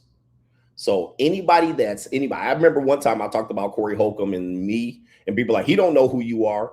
Nobody can say they're not watching CGA. Nobody can say that they're not watching CGA. But when I say everybody's going to sound like CGA in 3 to 5 years, I mean it. I mean it.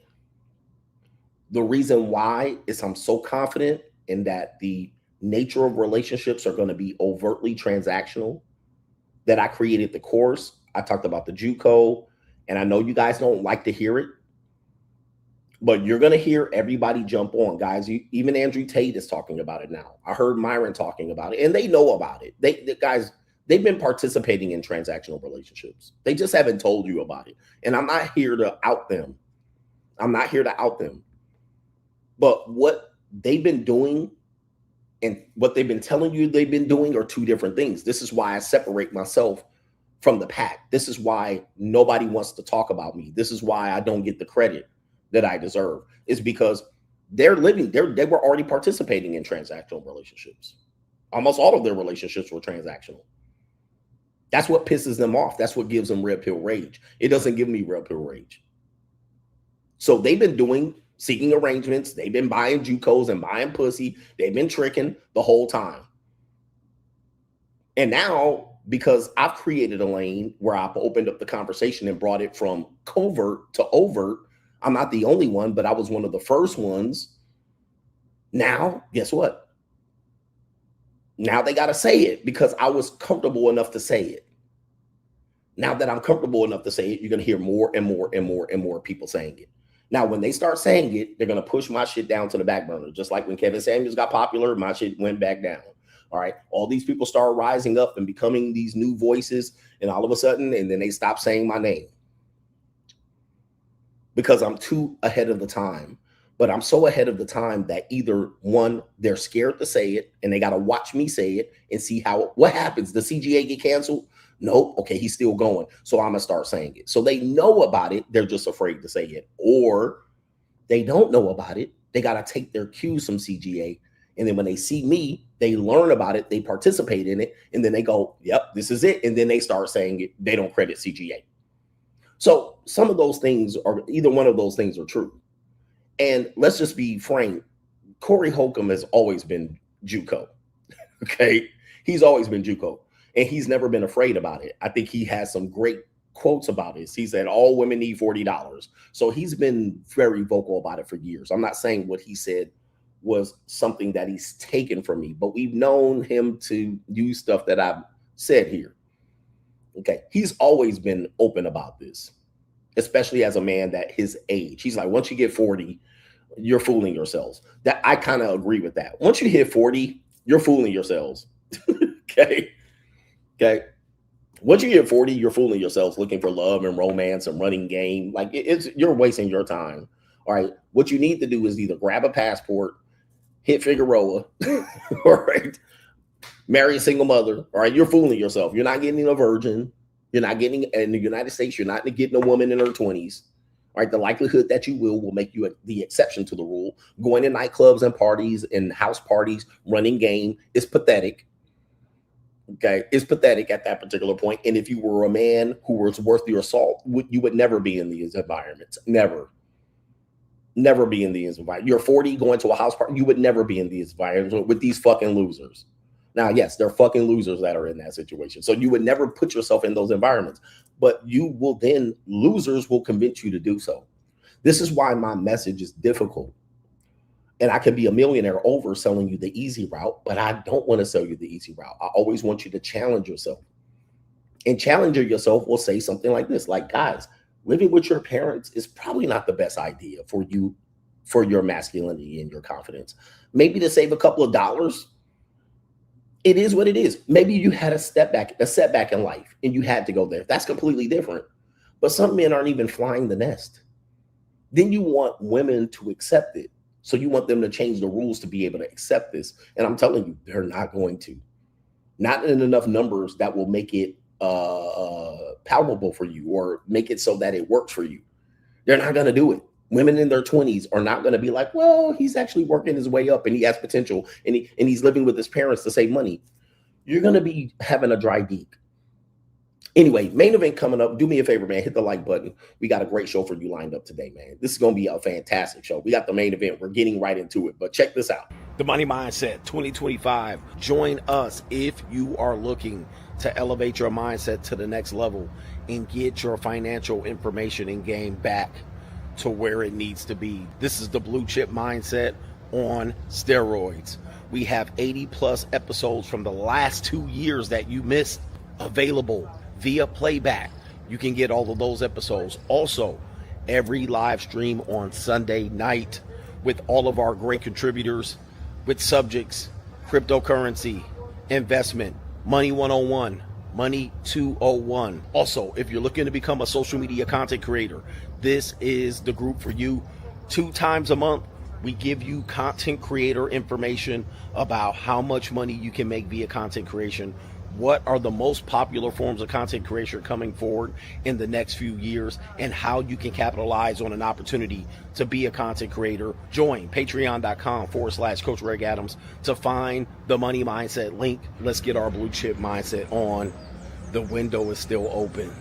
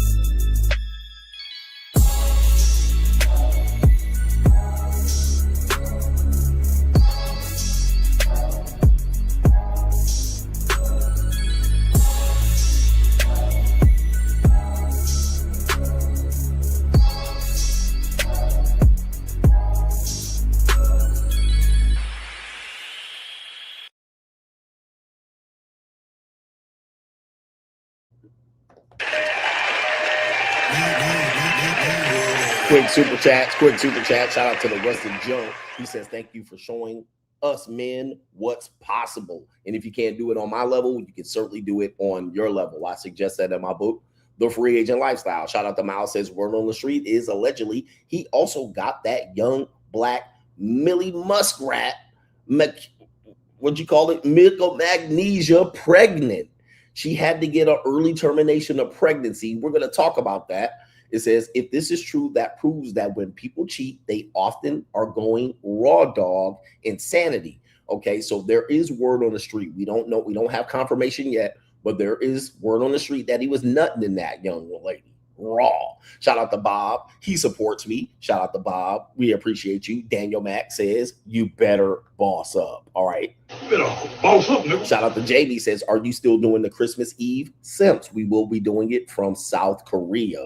All right, shout out to you. We'll be in South Korea doing what kind of fuck you give the me? 12 Simps of Christmas. All right, we will be. Yes, and TWP is in the building. He says, I've been seeing a lot of people debate the ecclesiastical marriage and social pressure to get women in line. And my only question is, what happened to burning desire?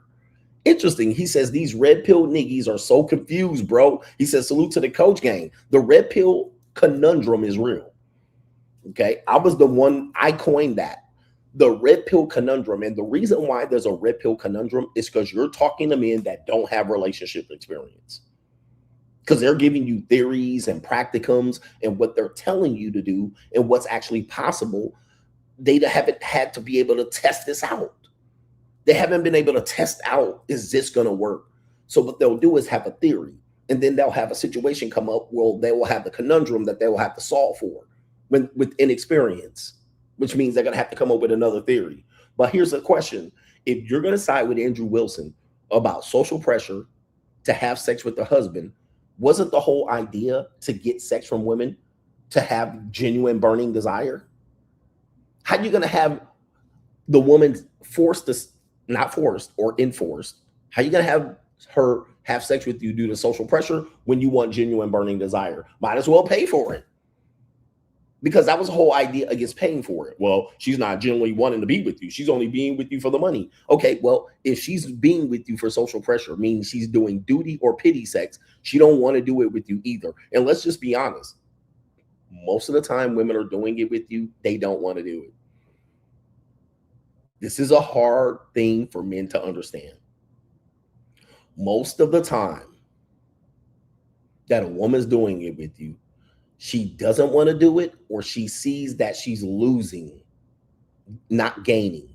The exception to the rule is that the woman chooses Pookie, Ray, whoever you want, 6'8" the great. That's why they choose those type of guys, because they can guarantee that they're going to get satisfied. But if she goes on a date with you and you win her over on the date, she don't know what you're about to do. And she also thinking the entire time, what if he has sex with me and he leaves me? He pumps and dumps me. He ghosts me. So she ain't really wanting to do it like that. And also, is he going to satisfy me? Well, you give her the 5-stroke special and then you ghost her. It was a complete loss to her. And now she knows you're not going to do anything. You're not going to, now the bar is going to be in hell because you're not going to take her out to anything nice anymore. So it's going to be a loss. Same thing as women in marriages. They're not having sex with you because they want to. Not all the time. They're having sex out of duty, out of pity, you know, so you stop pouting, to reward you, to apologize, okay, to fantasize about another man, to, you know, get closer to you, to have children, right, to get knocked up. She's having sex with you so you don't cheat on her. Yeah. Ask a Latina. Ask a Latina or a C Mexican. Latinas are good at this one. All right. White women, they're horrible at this one. Black women too. You guys are in the horrible category.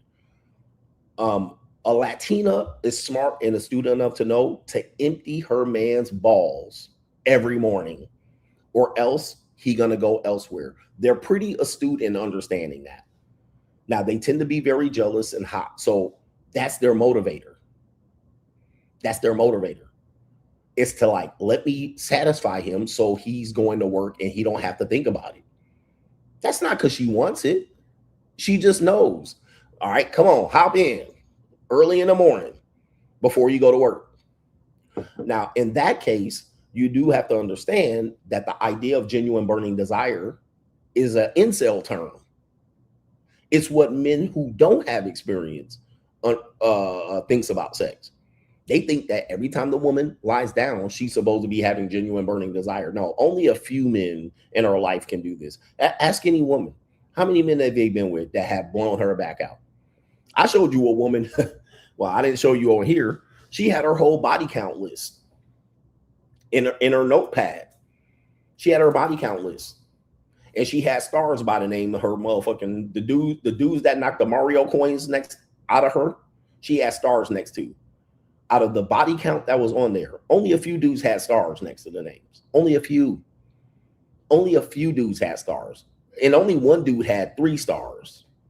That means only one dude knocked the Mario coins out of her and made her motherfucking head dizzy with 3 stars. And there was only a few that had a star. Okay, so out of all the dudes she was not, but they still hit, right? So only a few dudes were able to achieve that with her to make it memorable. The rest were just the name on the list.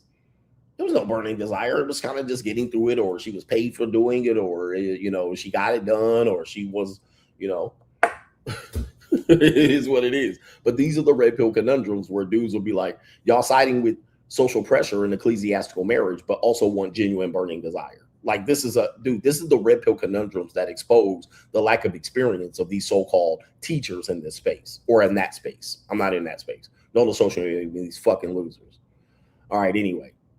All right, don't associate me with these incels and shit. All right, I actually was married and divorced. So a lot of people will be like, Coach, you ain't getting none out here, bro. I was married. I got kids. At least I got it at least twice in my life. All right, I've got laid at least twice. That's more than all these other niggas. And it was for free, apparently. All right, yeah, man. And what my guys don't get it, man. Like when you don't have sexual experience, you're a little risk for a woman to be involving themselves with. You're a risk. Unless she's just a goofy, you're a tremendous risk, because imagine she don't know what you're going to do in the bedroom. She doesn't know what you're going to do, especially if she's more experienced than you, which is almost always going to be the case. So if she allows you to take her on a walking date and a coffee and a donut, and she auditions for you, and then she gets in the bedroom with your millimeter Peter whipped out, she's like, then she got to see you huffing and puffing, roaring in 2 to 3 minutes. She like, man, I might as well just have let Tyrone smash. Are you going to get better at this? Well, she don't want you practicing on her motherfucking ass. Why she gonna let you practice? Okay, then you can come out here with the itchy scratchy, you know what I mean? Like there's a whole bunch of things that it's a complete loss to her.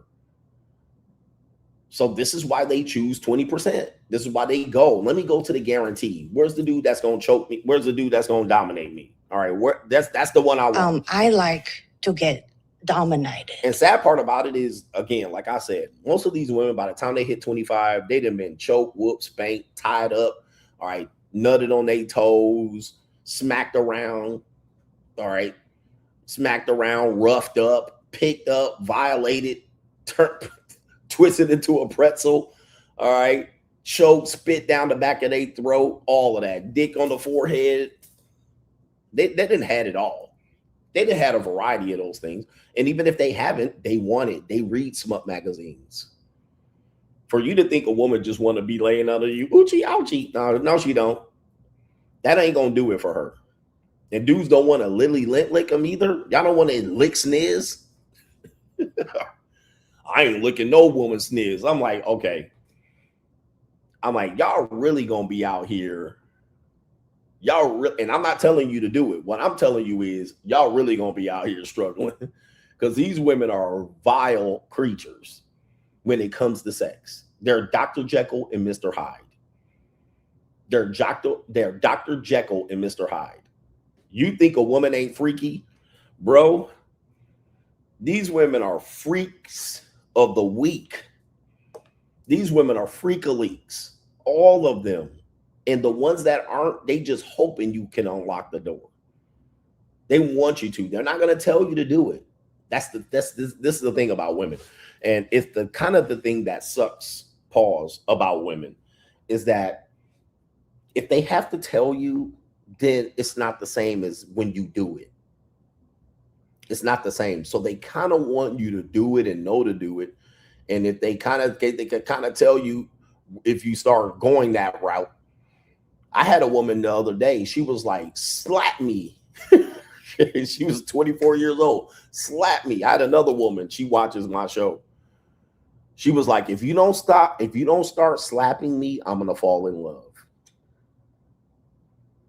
She said, if you don't start slapping me, I'm going to think this is real. This is words from her as I'm giving her that, ooh, ah, ooh, ooh, ooh, ooh, ah. That was her words. She was like, you keep stroking me like this, I'm going to think it's real. So start slapping me. Hit me in the face. All right. Tell me what this is. I want to know what this is. All right. Okay, daddy. Punch me. Hit me. I used to have this little Filipino. She used to be like, hit me. Hit me. Like, are you trying to set me up? No, you can punch me. Punch me in the stomach. Don't leave a mark. So that's what they are. And the reason why they can't verbalize this is because a lot of you men can't handle it. Number one, you'll be triggered, and then it will reflect her whoreness, because you would actually have to ask her, why do you know something like that? How many men have you done this with? You start asking her those questions, and she doesn't want those questions, right? Because either she has to ask them, answer them, or be truthful or lie, or she'll have to say she read it in a magazine or she watches the porn, which is not even good either, right? A lot of guys can't handle that. You watching this smut? So this is the reality where I try to teach guys what's happening. But you come out here with your, I don't want to do what coach is doing, so you can live in your fantasy bubble of meeting ecclesiastical virgins. There's no ecclesiastical virgins. I even pulled it up during the show. Only 7% of American women identify as a virgin. 7%. 7%. Whereas damn near 30% of men identify as a virgin, especially in the last calendar year. 33% of men ain't got no pussy in the last calendar year. 33%. As opposed to 7% of American women identify as a virgin. Dude, you guys got to realize what your fantasy is in a red pill. You shouldn't mess with women with high body counts. Huh? You're going to. I think I put up a thing one time, and it said, what body count do you consider high on a woman? Niggas was like 5. I was like, bruh. I think 5 was the number. If she got more than 5 bodies, I was like, are we talking about a woman in her 20s? 5?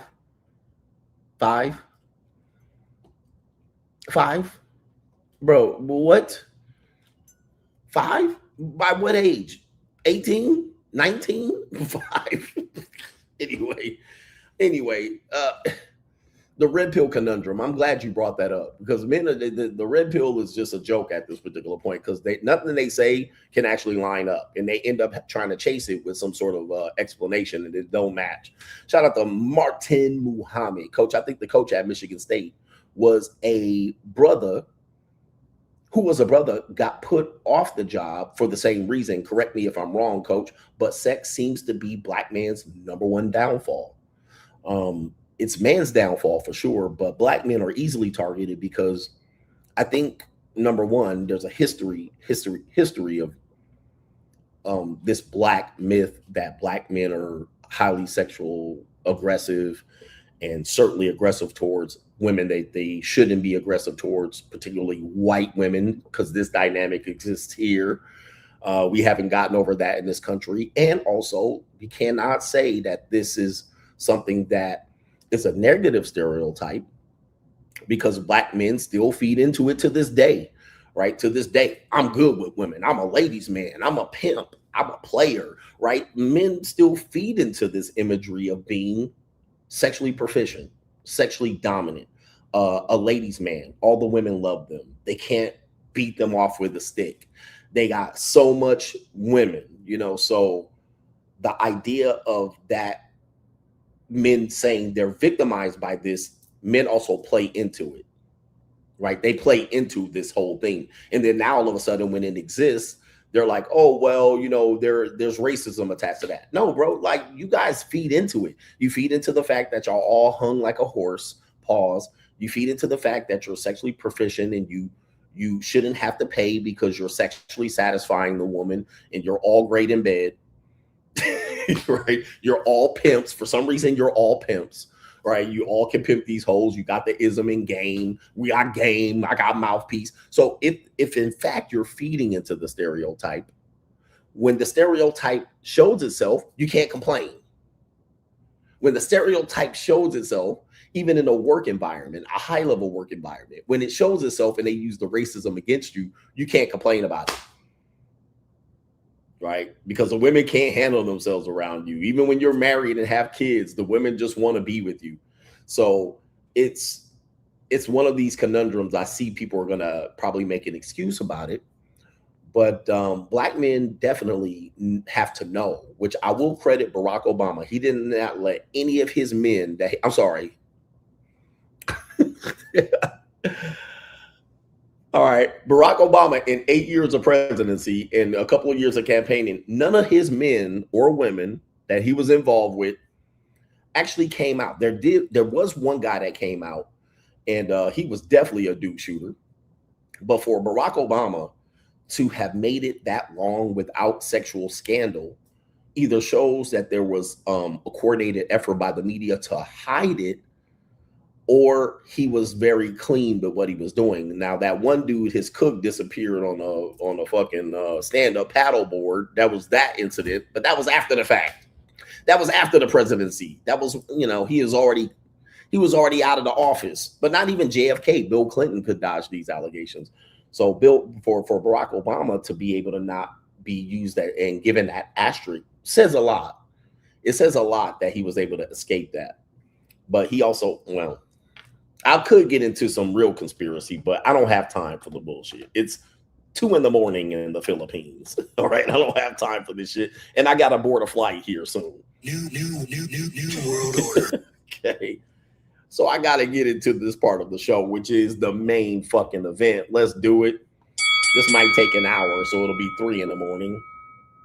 Thank you for being with me in the best podcast, the most dangerous podcast on YouTube. You guys see the main event story here, and a sad situation going on in the world of sports. CGA talks about the same thing, and somebody wanted me to talk about sports yesterday, and here we are. Sharon Moore. I'm going to call him Sharon. We'll call him Coach Moore just to keep it. I don't know what his first name is pronounced, but he has been detained by the police, arrested, mugshot, fingerprinted, and fired after he was fired as the head coach of Big Blue, the University of Michigan. Now, this goes to the Ime Udoka situation, which a lot of people tried to give Ime Udoka a pass for him being the Boston Celtics head coach, and then him sleeping with the coworker.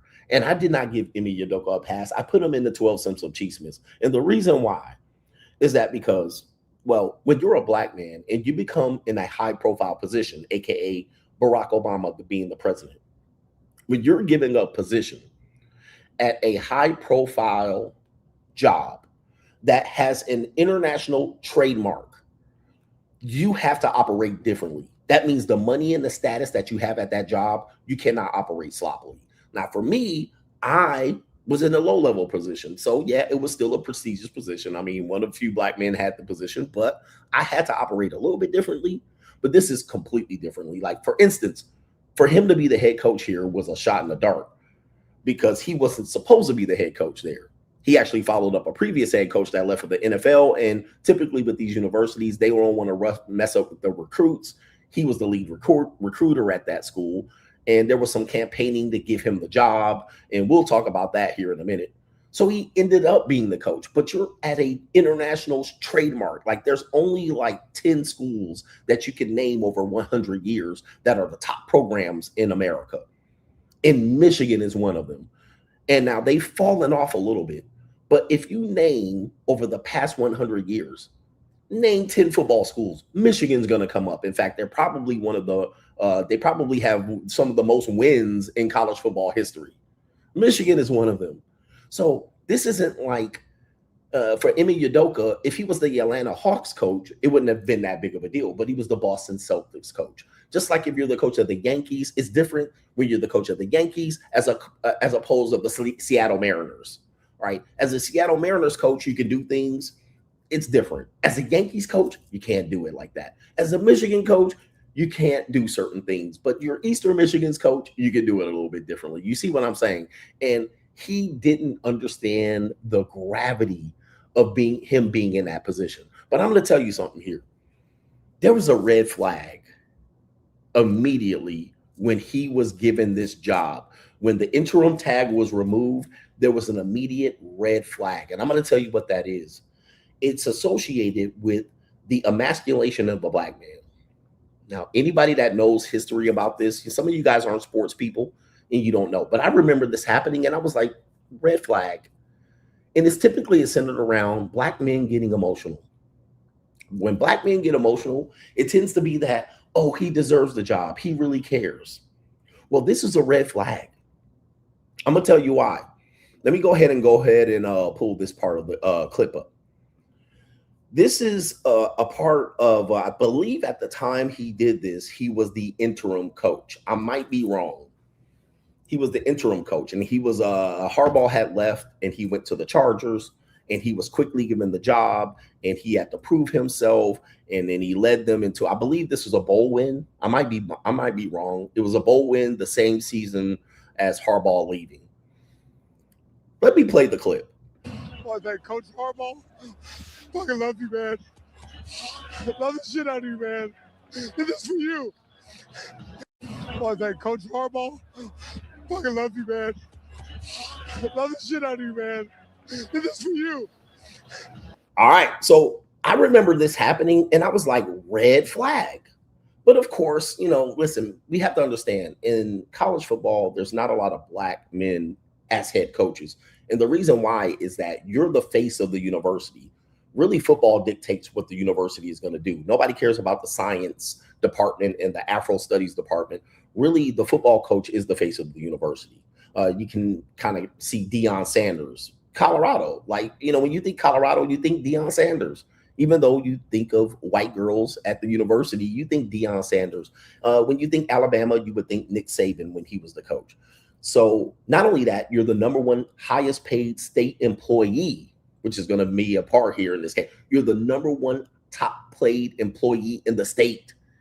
Like, you're a state employee, but you make the most money out of any employee in the state. That includes that includes the president of the university. You make more money than any employee in the state as the head football coach. And as a result of that, they typically have picked white men to be the face of the universities. Now, there has been a campaign for many, many years. Shout out to the Black Coaches Association, which I was a member of for a time until they got very political. And they've, you know, anyway, I was a college basketball coach myself on the women's side. Well, it was hard for black men to get jobs because they were seen as recruiters. They seen as they were related to players. We can get the players to the university, but we couldn't do the X's and O's. We couldn't do the, you know, deal with the boosters. We couldn't deal with the university president. We couldn't hold ourselves in high esteem and have a good image and a clean image. We don't have the white wife and the 2 kids and the dog and the loyal wife, right? So it's hard. And a lot of coaches don't have, you know, if you have a black female, well, then that black female is not going to be the dutiful housewife. For instance, there was a head coach for Seton Hall basketball. He ended up being the head coach at Michigan. I can't remember his name, but Tommy Amaker was his name. Tommy Amaker was a player at Duke. He was an assistant under Mike Krzyzewski at Duke. He ended up being the head coach at Seton Hall and the head coach at Michigan. It didn't work out for him. And now I think he's at Harvard. Well, his wife is a doctor. Okay, Tommy Amaker's wife, he has a black wife. His wife is a doctor. Now, I want you to think of all of the coaches that you know on the white side. Are their wives doctors? They're normally dutiful wives and Nick Saban type wives and wives that do, muffins and hands muffins out to the players and motivational notes in the locker. But because Tommy Amaker, he was a black coach, his wife was equal and on par with him in social status. That's common for black men to select. It's not common for them to have a dutiful housewife, homemaker, Susie Homemaker. Well, in this case, this guy did. He had a white wife. Okay. So this is typically why then, black men don't get pushed up, is because they're either not married or the woman that they're married to doesn't fit the whole model of she's for the program. Tommy Amaker's wife, just as an example, he had to consider taking jobs at universities because his wife would be employed at those universities as a professor because she's a doctor. I don't believe she's like a doctor, right? She's like a doctor of psychology or something like that. But wherever Tommy Amaker was employed, his black wife had to have a job at that university. He couldn't leave and take a job unless his wife can be employed there. Or sometimes she'll be employed there and then he'll follow. So you see the dynamics that happens to black men. Even in their relationship choices, they don't typically have Susie Homemaker, even though that they're high-level employees, right? So this is why black men typically haven't gotten jobs. Face of the university, highest paid employee, you do have a reputation that you have to not, mess up. And also a lot of coaches, white and black, do mess up. Drunk driving, hanging out with girls, going to frat parties. I think of the Iowa State basketball coach, Larry Eustacey. He was on the road game and he ended up going to a college party at Colorado State when he was coaching at Iowa State. even photographed. I don't think he was fired for that, but I mean, that was one of the things, his last straw. So coaches go through a lot of crazy shit. They do a lot of crazy shit, and they all have girls on campus. I'm going to say the majority of coaches are going to have these girls. Okay, so white or black, they're going to have girls. Even, you know, when I was in a coach, yeah, Urban Meyer had that situation, you know, out at the college parties type of shit. So you're going to have girls. And this is where I say for guys, like, if you want to get married, don't cheat on your wife. I'm not a guy that says, you know what, cheat on your wife, because I have to draw a line in the sand. I think if you want to get married, I think the woman and the man should be monogamous towards each other. Now, is it possible? It's very unlikely. It's difficult. But if you're choosing that route, stay monogamous. I don't want you men choosing that route and then me telling you how to cheat on your wife. I'm not going to push that message either, because I don't want men and women cheating on their partners. I think that's how we get in a situation to see if marriage is worth it. I want both people to stay faithful. Now, it's not like I practice that either, but that's what I would like.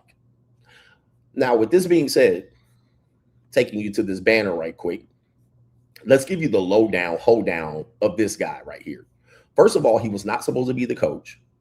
Jim Harbaugh, who is now the coach of the Los Angeles Super San Diego Chargers, he was the coach of Michigan, and this guy Moore, Coach Moore, was the assistant. He was his top assistant. Well, you guys know Michigan they had all this cheating rumor scandals. John Harbaugh, you know, broke a lot of NCAA rules. He was a part of that staff. He probably was breaking rules, but they end up winning the national championship, and John Harbaugh skedaddled. Jim Harbaugh. I keep saying John, but it's Jim. All right, John Harbaugh coaches in the NFL. That's his brother. But Jim Harbaugh skedaddles and gets the fuck out of Dodge after winning the championship, and rightly so, because there was probably supposed to be probation that falls on Michigan's head, which then falls on Coach Moore's head. No coach in their right mind wants to follow up Jim Harbaugh and probation, right? Nobody wants to do that. So what they'll typically do is have a coach in between that, and that's Coach Moore. And all universities do this, right? And most coaches don't want to touch a school that has been involved in a cheating scandal, because if they get the job, well, then they got to deal with all the repercussions of that. Lost scholarships, lost TV, lost revenue. You're going to deal with that, and you don't want to build a program around that. So what the universities will do is have a sandwich coach in between, and typically they'll name a black coach, and that's their way of beating even around the quota system. Oh, we had a black interim coach. We gave him a chance, and he blew it, right? He didn't win. You know, he couldn't deal with the boosters, and, you know, he pissed them off, and we had to run him out of there. So we did have a black coach, but yeah. So typically the black coach will serve as this particular guy, the coach in the coach, what do they call it? The fall guy. Because then he'll even be a part of the whole NCAA scandal, because they'll be like, oh, he was a part of the staff and he broke the rules, so we got to get rid of his ass. All you have to do in this situation is lose. So you lose, you're out of there. And from what I understand, they were 9-3 this year. But at Michigan, you got to beat Ohio State. Okay. Two things matter: your record and Ohio State. So you can be 10-1, but you lost Ohio State every year, you're out of there. Okay, you're out of there. That's the legacy of coaching. You can't complain about that. All coaches, black or white, Mexican, Rich Rodriguez, everybody has to deal with that. You lose your rivalry, you're out of there. Can't be out here embarrassing us. You lose to the rival 5 years in a row, which Jim Harbaugh had done. Don't get it twisted. Jim Harbaugh had lost to Ohio State consecutively until he won, and he got the fuck up out of here, rightly so. He was like, I'm done. But Jim Harbaugh was on the chopping block for many years because he kept losing to Ohio State himself. Now, this guy, Coach Moore, lost to Ohio State, I believe, this year for sure, possibly last year as well. So once you do that, people will come looking. The university is going to start looking. And we have to understand there's big money in college football. This guy had a $30 million contract, $13 million a year, roughly over 3 years. Anything under a 3-year contract is a slap in the face to a coach. You want to have 5 years. And the reason why is because you want to have recruits. You want to have a contract that lasts one recruiting cycle, meaning that your kids come in as freshmen and they leave as seniors and you still have time on the clock. Well, if he was only given 3 years, he wasn't given a chance. He won last year, so shout out to him. So he split with Michigan. But so if you only have 3 years, that means the university isn't behind you. Not only that, the boosters play a part in what goes on. So if, in fact, you've pissed off any boosters, right? You're not good with the boosters, which as a head coach, you got to be Mr. Gladhand. You're a politician. You're not just the football coach. You're the figurehead. In fact, you're not really a guy that's really doing a lot of hands-on with the players. You're doing hands-on with the boosters, the community, the university president. That's what you're doing, okay? You're raising money. You're fundraising. You're doing TV appearances and sponsorships and commercials. You're not really a guy that's sitting around doing a lot of X's and O's. You're recruiting Johnny and Joes. And then you have people who are below you, who are the assistants. They're running the practices. They're running the drills and the strength, the conditioning. So you're a figurehead. You're a figurehead. And what people don't understand is, your performance is based on your coaching staff and your players that you employ, not you getting out there running drills and blowing whistles and shit like this. That's not what his job is per se.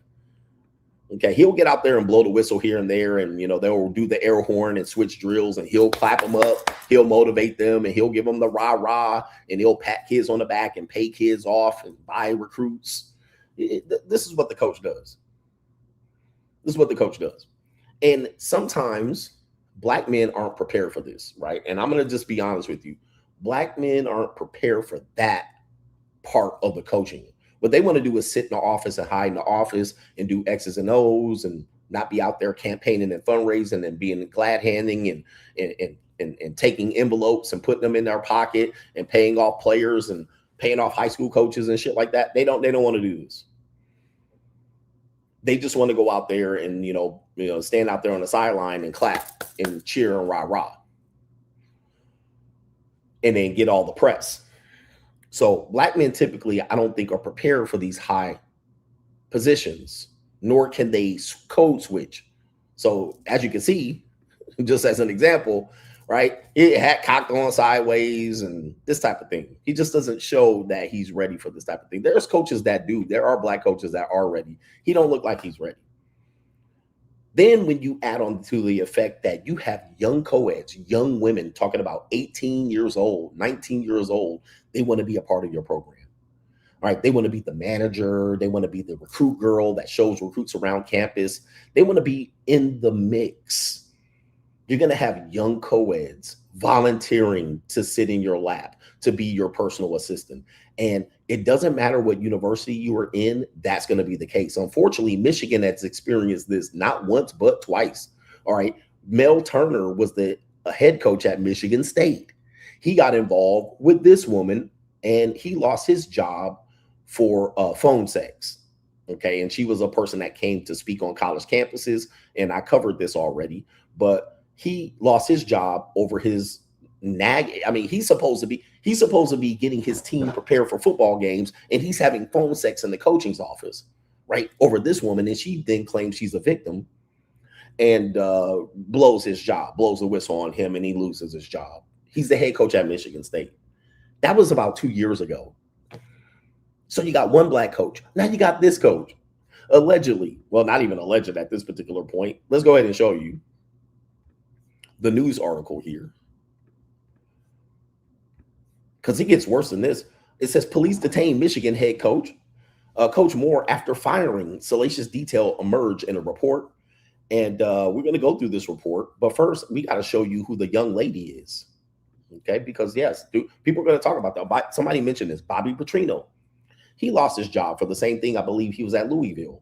And he had a young woman that he hired on his staff who was a former volleyball player at the university, and they got into a motorcycle crash, but she was not injured and he was injured, but he tried to do like, you're not with me. You weren't with me on the motorcycle crash, but he was married and he's riding the college girl on his, I think she was a grad assistant, on his motorcycle. He crashes his motorcycle and then he's got to get her away from the scene. I mean, this is incredible what men do with no dick discipline. Okay. And listen, man, we've all been in this situation. So this is the young lady in question here, and they've exposed her as well in this situation here. Why? Because she's part of a police case. So the young lady is the blonde young lady you see right there. And so part of being a man of status is that you're going to be presented. You're going to be presented with women, all in your face. They're going to be all in your face and smiling.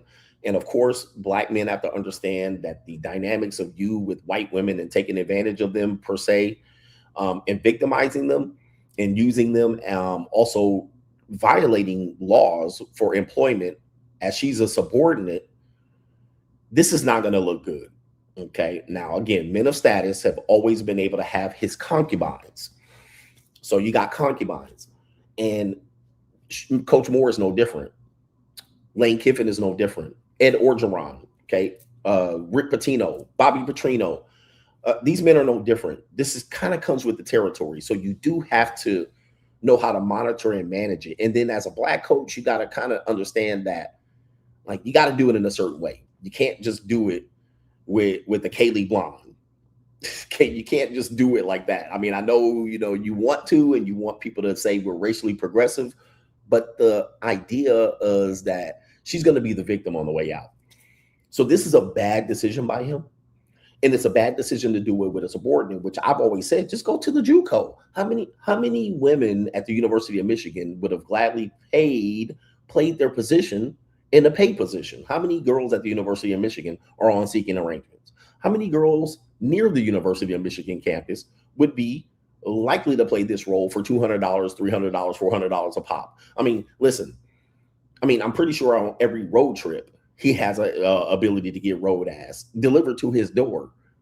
Okay, so it could have been possible, but to do it with the person that works under you is ridiculous, especially in the monetized dating marketplace. I know you guys are against it, but this is a prime example of just do it. That would have been better off, as opposed to going for the Kaylee subordinate who's going to be the victim. And not only that, she's going to get paid. And speaking of getting paid, because all men pay, let's just say this guy's married. We do have to understand this. He's married. He's married to a white woman too. So for people who want to know, he's married to a white woman. Let me see if I can pull up his family. Okay. Let me see here. Okay, we got the white wife up. Okay, so he's already married to a white woman. Yeah, let's go ahead and get the white women out here. Shout out to our white women out here watching the stream. The black women are skedaddling from this particular support right now. Where the white women at? All right, so he's married to a white woman. He has 3 biracial children. And of course, no matter how bad of a wife she could be, and he could probably explain her to be, there's nothing that explains this. She is the victim. So we do have 2 white women that have been victimized in this case. So it looks terrible for him. I mean, this is terrible optics from a racial lens for you to be a part of one of the top trademarks in college sports, one of the top football jobs in college sports. Nobody wanted you at that job other than the football players that you recruited. Nobody wanted you there. You were the fall guy, and nobody anticipated that you would do as well as you've been doing. They wanted to fire you more than likely, and you gave them the ammunition. Same as Mel Turner. He was doing terribly when he got caught up in this situation, and they wanted to fire him, and they fired him. This guy gets fired, though, with cause, which means, in effect, he gets no pay. Okay. Mel Turner was fired, I believe. I don't think he was fired with cause, but I think he was, but then he sued. This guy can't sue because of what ensued after the fact, which does show you that red flag that I showed you showed that he was emotionally unstable, aka black men, some black men aren't ready for high profile positions. I'm sorry. I know you don't agree with it, but it is what it is. This one shows it real quick. So you got him sleeping with that white woman. They also have him standing next to that white woman on a football game. Okay, let me see if I can pull that up. And then we'll get into the dirty details, some other inner details here that's going on here. And I know you guys want black men to be able to do well, and it doesn't look good, bro. All right, so let me see here. This is allegedly one of these Big Ten football cameras on game day showing the two people right here. So she was served as a football assistant. We're going to talk about this right here. But take a look at this with her blonde tresses all curled up and her muskrat hat on. And there she is. This is why when people say when there's smoke, there's fire, you can't hide these relationships. You cannot hide these relationships. Trust me, I've been on college campuses and I have had women working close with me that we were closer than probably we should have been. And people were able to sniff it out immediately, even before things happen. And this is an example of this happening right now. Let's just say they probably knew that this was going on. And there probably was already inklings of this going on. In fact, before this was revealed to our world, there was a tweet that went out on December 2nd about him having an affair with this woman. Okay. So this, before this even hit the airways, there was already tweets that went out. And there were tweets that people close to the program had known about this relationship. Now, again, this goes back to Michigan being a public university. Because Michigan's a public university, they cannot just fire him without him defending himself because there's laws. Now, if this was a private school, yeah, the players know this too. The players know. The players know when you fucking someone, okay, close to the program, or when you have a girl. The players know. So because this is a public university, they have to notify him. There's notice. You have to say, hey, you know, somebody has to pull you into the office. The athletic director, human resources, somebody has to pull him in and say, hey, listen, this has been going on. It's been brought to our attention, and they have to give him a chance to present his case. Hey, you know what? It's just something innocent. There's jealousy. You know, there's nothing there. She's just close to me. She's what do they call it? She's infatuated with me. Nothing. We've never crossed the line. But when people see stuff like that, then they have the ammunition. Then they have the right to ask questions. And then the boosters might say, because the boosters are watching you. Not all boosters. I was a head coach at one college, and I was an assistant coach at 4 other Division I colleges. Not all your boosters like you. Okay. Even if you're the new man in town and you come in and you're like, hey, we got the new program, we got a new direction. Even though you think people are going to get behind you, you're going to have boosters that hate you walking in the door. I've experienced this. I've had people that were boosters of programs. When I walked in there, I thought they would love me, and they hated me from the beginning, and I had to win them over. And sometimes you never win them over. Sometimes they then get involved because they get close to your players. They end up getting information from your players. Sometimes they are responsible for paying your players or paying for your locker room. So you have to glad hand. You have to put that behind you and be a professional and smooth that relationship out. Then you also have to perform on the field or on the court, meaning that you have to win. So those boosters already don't like you. Then you give them ammunition, and then all of a sudden, boom, you're out of there. So they go to the athletic director. They go to the media. They start leaking the story. They go to Twitter, and they start saying, you know, they go to the media and they say, put the camera on them so we can get this shit going. Yeah, the media can play a part in that too, because you guys got to understand this. Okay, you got to understand this. Don't you know that there's a lot of coaches that want to be the coach of Michigan? Uh-oh. Yeah, there's a lot of coaches whose dream job is to be the coach of Michigan, and he got that M on his hat and on his motherfucking chest. There's about 100 coaches that want to be the head coach at Michigan right now, and they know they could do a better job than him, and they dream of being the coach of Michigan. So you don't think another coach is going to be like, tell the media, put the camera on them when they together so we can get the evidence right there. So when that shit come up, what about the assistants under him? What about the assistants? When I was an assistant coach, I thought I was better than the head coach. When I was the assistant coach at all the schools, I thought I knew more than the head coach. I should have read 48 Laws of Power. And I thought I could do a better job than the head coach. So much so that when I get pissed at the head coach, I'd be like, let me undermine this motherfucker.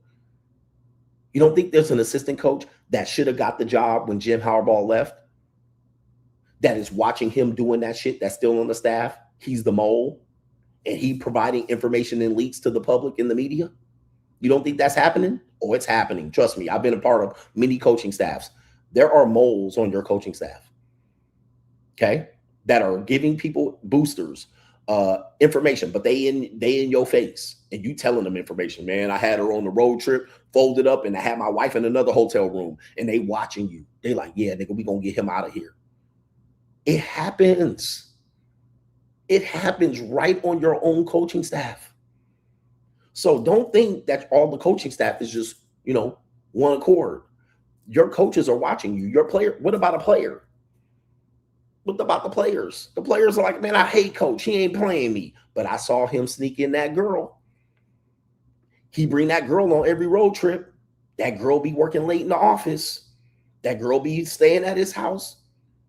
Okay, what about college people? He sees him coming and going from her house.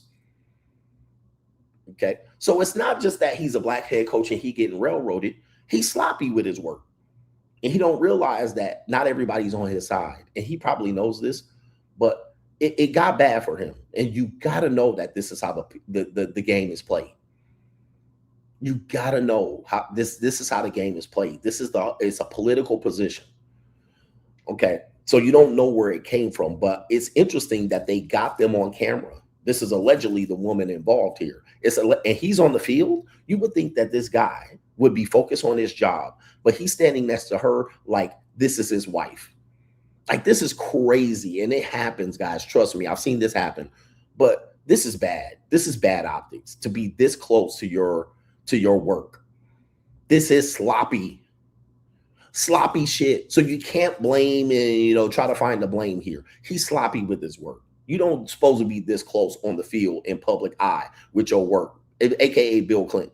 And he's standing next to her. Look, he won't even leave. He not even focused on Ohio State. He focused on this damn muskrat. Okay, so he's not ready. Let's just say this. He ain't ready for this position if this is how sloppy he moving. And sometimes you have to understand these black men ain't ready for the position. Let him go be a recruiter somewhere. Let him go work in the NFL and let him be a video guy somewhere. He ain't ready for this position, and he got. Now, I'm going to tell you another reason why he ain't ready for this position, okay? And this is going to blow your mind. And this goes into the all men pay. Let me see if I can pull the article up. Okay, so this is when I say he should have went to the JUCO. Well, that means he would have had to pay. Check this out. Allegedly, the woman in this case, and this is before we even get to the criminal bullshit, Paige Shriver, who is said to be the woman in this case, her salary took a 55% hike to making $90,000, and it fuels speculation as Coach Moore's alleged inappropriate relationship and police detainment dominates Michigan football news. Yes, this nigga gave her a 55% raise. Okay, this would be the equivalent of me giving her a full scholarship. Right? If she was a student and a student worker, and I said, why don't we give her a full scholarship? You don't think that would raise red flags and alarm? That would sound alarms. You're getting paid 90 grand. She paid. So when I say all men pay, all men pay. Now, he didn't pay out of his pocket. He ended up paying out of his pocket when he got fired. But he tried to use state funds to fund his side bitch. AKA Eric Adams allegedly did it with that Dominican chick. Damn near 6 figures to fuck his football coach. Put that shit on the record. This is sloppy work. Not to say he's the only one doing this. This is sloppy. Okay. This is all alleged, by the way, but this is beyond slop-a-lop. Anybody defending this guy at this particular point is insane. According to this here's the synopsis. Paige Shriver salary hike. Michigan football coach Moore faced sudden dismissal and police detainment amid allegations. Speculation has focused on executive assistant Paige Shriver, whose salary recently saw a significant increase. The university has appointed interim coach football to go in here. Let's go ahead and look at the chart. Apparently, they have a chart of how significant her salary rose. There it is right there. There it is right there. They have the evidence right there. Okay, this is the alleged evidence right here. So look at this. When I say there's no pussy for free and all men pay, come on, bro. Her salary went from $58,000 to $90K in 12 months. Right there. Okay, so that's the so-called evidence of him committing a major violation. This is bad. This is bad. I mean, he was able to do this, but you know, this does not look good. And I don't know, man. I don't even know if this is real, but yeah. Now, to top it all off, now this is where it gets worse. You didn't think it could get worse than this? It gets worse than this. It gets worse. This tells you, I mean, you can't defend the guy at this particular point. It gets worse. Apparently, when he knew he was under investigation, because he knew prior to this day, well, again, they probably confronted him with this, and they probably said, we're going to do an investigation, and he probably knew his goose was cooked. But he probably was hoping, he probably told her, hey, listen, say this, say that. They probably came up with a story. Unfortunately, he had a paper trail and some evidence against him. He ends up getting fired. He loses his job. He doesn't take the news very well. And as a result, his red flag comes back. He gets emotional. He gets into a fight with his wife because he knows he's fucked. He just lost $13 million a year. He knows he's screwed. He has to explain this, and he has to now reveal that he's been having an affair with this muskrat, which he probably knew, but, you know, she probably had to look the other way because she's the dutiful wife. Sometimes these programs sweep this under the rug. So they're going to say these white coaches got this swept under the rug. Well, we could have swept it under the rug. However, you were sloppy with your work, so we had to get rid of you, plus you lost Ohio State. He has to tell the wife. The wife doesn't take the news very well. He gets into a fight with his wife because he loses his job. Then he goes over, as a result of the fight, he goes over to Paige Shriver's house. And what does he do when he gets there? He holds a knife to his throat. Goodness. This is allegedly. Here's William. He wants to self-delete. He wants to delete himself. Here's William. Okay. So he threatens to delete himself at his girlfriend's house, bro.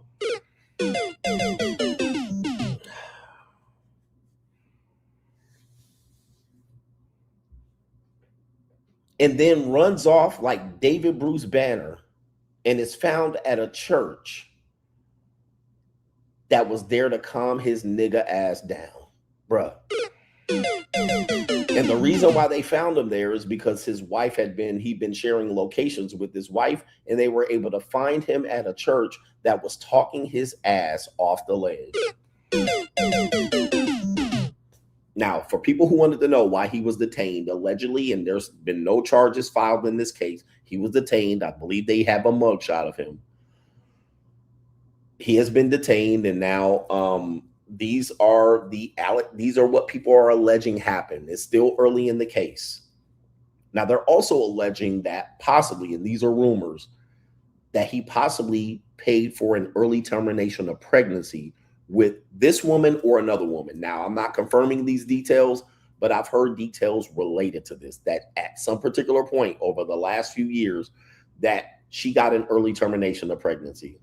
Now, if this is the case, and this should be documented somewhere, if this is the case, this is bad. All right, Undertaker Bell. This is one of the most dumbest coaches in America, bro. You cannot. Anybody defending this guy based on that he's black and, you know, he's getting railroaded, you are missing You are missing a major part of this, because any white coach that has done this took it on the chin. Rick Pitino, Bobby Petrino, some people have got away with it. And Orgeron couldn't beat this case. They got him up out of there. The boosters got him up out of there, and he won a national championship. And they ran his ass out of there in less than 2 years. Okay. So this, this is the case in this situation. This is what he's up against. And he's innocent until proven guilty. He's been fired for a cause. He will not get paid any further. No more money. He has humiliated his family, his wife, and his children. They are now sympathetic figures, whether you like it or not.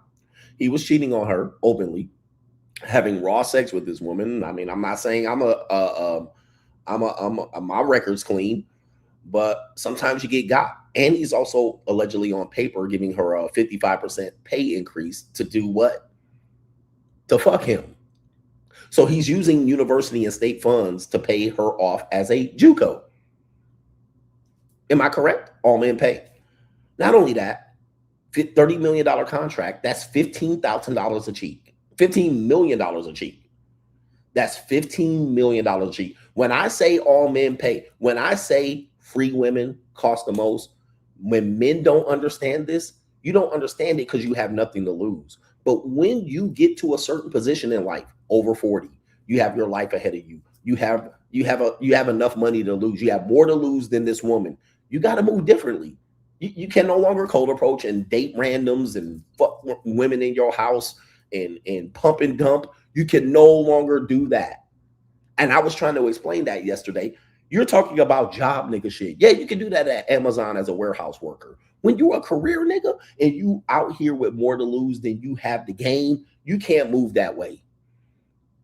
You can't move that way. You got to move differently. So when the street niggas come in here and tell you how to do it, or dudes come in here disappointed saying, well, I'm 27 and coach is telling me the trick. Well, God, you're 27 going nowhere. Do what you want. You don't have to do it my way. Do what you want. Try to make it work. All right, be out here floundering like a fish. But in reality, once you hit a certain age and a certain pay grade, you got to move differently. Remember I said this yesterday? Look up my motherfucking net worth. Do I look like I want to be fighting and boxing out here? I got way more to lose than the game from throwing a fade on the nigga. Do it look like I want to be out here cold approaching? Look up my motherfucking net worth. Look at my profile. Do I look like I want to be walking up to random bitches because you're 27 and you think that is the measure of a man or how to get women? Bro, look at me, man. I can't move and shake that way. I got to move in discretion. I got to move and put my shit up front so I know what I have to lose versus this motherfucking nobody woman. I got to pay her to shut up. I got to pay her to sign a non-disclosure. You don't understand that. You think I'm you. You think I'm a regular nigga. Just like you think Coach Moore is a regular nigga. He's not. And here's the thing about black men, unfortunately. When it comes to black men, we're all put in the same box. Whether you're the president or you're Pookie. Okay? And I heard Angry Man describe this one time. There's no hierarchy amongst black people. Black people get lumped all in the same. Like we're George Floyd. We're Trayvon Martin could have been our son. For some reason, when it comes to black men, there's no level of hierarchy. You can be $50 million man like what's the guy's name? Russell Wilson, and get dissed and disrespected. Not only by Sierra, but by other black men and women. Just get dissed like you're a regular nigga. And you're like, bro, I'm a $300 million nigga. Like, now, when it comes to white people, when they make money and status, we're like, oh, wow. All right, we treat them differently. We understand that the hierarchy. We know, even if the guy's rich, like that country singer, he's like a rapper country singer. He trailer park trash. He knew money. But when it comes to black men, we get judged by the same street standards. Like, no matter where you are, you got to be street. And if you didn't come from the street, they give you, oh, well, you didn't come from the street. Not Kane Brown. It's a fat dude, Jelly Roll. Jelly Roll. You know, he's white trailer park trash, but he rich. But when it comes to it, like the black man, no matter what, has to operate by the street code. even though you successful and high status. You're like, yeah, but I can't do that. Well, he ain't got game. You don't need game when you at that level. You don't understand that. But a lot of black guys don't know at that level. So they're like, you got to have game. So it doesn't matter if you're way up here or you're in the middle and you're on your way up. They still say street game. You got to operate by the street code and pimp culture and player. You got to be player with it. And you're like, but we can't move that way. And you have to understand you are status, you're high prestige, you have a high net worth, high value man, if you will. You can't move that way. You gotta literally shape that. But it don't matter. You look at him like Coach, a black guy, he's just another nigga. Like, you know, he make a certain amount of money, but he's telling us to do it this way when he should be running game. And Coach, I can't. Like, I literally can't do it that way. Because discretion, because people have ulterior motives, because women have ulterior motives, because I have more to lose than she does. So when I'm putting my chips up against that, and I hope you get to that position, you got to look and say, this bitch don't make more than $50,000 a year, whereas I could make that in a month, and I can make that in a month over 10 years, and she's coming in with a pussy. Not only that, I don't have time. Like, think about it. Coach Moore, with his time being so valuable that they pay him $13 million a year. I want you to think about this. This is why I would need black men to step up and understand that there has to be hierarchy amongst blacks. Because otherwise, you just a nigga. You just gonna get your black wake-up card, right? You got to think about what type of people would like to access this man's time, or how much this man's time is worth to boosters, to recruits, to his family. How much time he's giving away to his university compared to what he's giving back to his family. What is this value worth to his wife, his time? What about to his players, his coaching staff, the alumni? Think about how many people want time with this man and who he's seeing giving away time to right now. Like, he's worth hundreds of thousands of dollars an hour. He's worth $13 million a year. And during the game, news reporters, media, who would want to talk to him and stand next to him and gain access? This is who he's giving it away to. This is why I say black men ain't ready. Because you guys want to then take it to the street and play her. And I'm like, what are you talking about? And I get it for free. Bro, you can't have that mindset. He was thinking the same thing. I'm so good with the women, and this blonde white woman want me, and she young, and I get women, and I'm a bro, and you done fumbled the bag to the point where you wanted to knife yourself.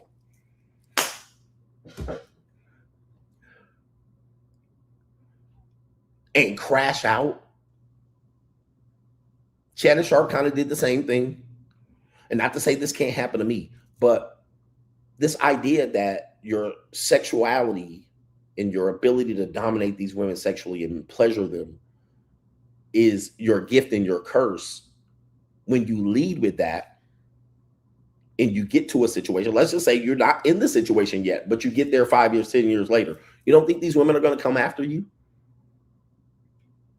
After the fact, they do it all the time. Not only that, some women will volunteer. Oh, I'll be the next up. I'll be the one to turn CGA into a simp, and then I'll expose him, and I'll get something from it. Valuable thing somebody once told me: when you're married, only mess with women that have just as much to lose as you do. So if you're gonna cheat, only cheat with women that has as much to lose as you do. The minute you don't, now I'm not saying this is my rule, I'm just saying that's what somebody told me, but I apply that in other areas, that when you're dealing with women as a man and you're bossed up, your free agent lifestyle, not you broke niggas and you street niggas, you must understand that sometimes a woman will deal with you even when you don't lead with money. She knows you have status, you have something to lose, and she has something to gain. She could be the wife. She could be the girlfriend. She can gain money from you. She can gain status from you. You have to know that going in. It's not about you being good with women and having a mouthpiece and you can sexually dominate her. She knows that there's something to gain. That's why she's with you. It's a challenge to her. Or it gets her more aroused. Hey, he's somebody. He's ambitious. I have a lot of women that say, hey, I like you because you're ambitious. I like you because you're a hustler and we match. Well, she's still doing nail tech. She's a nail tech. But that's a hustler to her. But she sees me and she's like, yeah, I like that you're ambitious.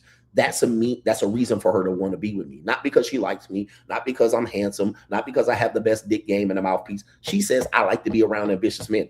Well, that means she knows there's something for her to gain. If she doesn't have as much to lose as I do, the dynamic is off. Okay? The dynamic is off, meaning that if the relationship goes south, and I didn't protect myself, non-disclosure agreement, prenup, that means she gets to be the victim and I lose. Okay? Lose.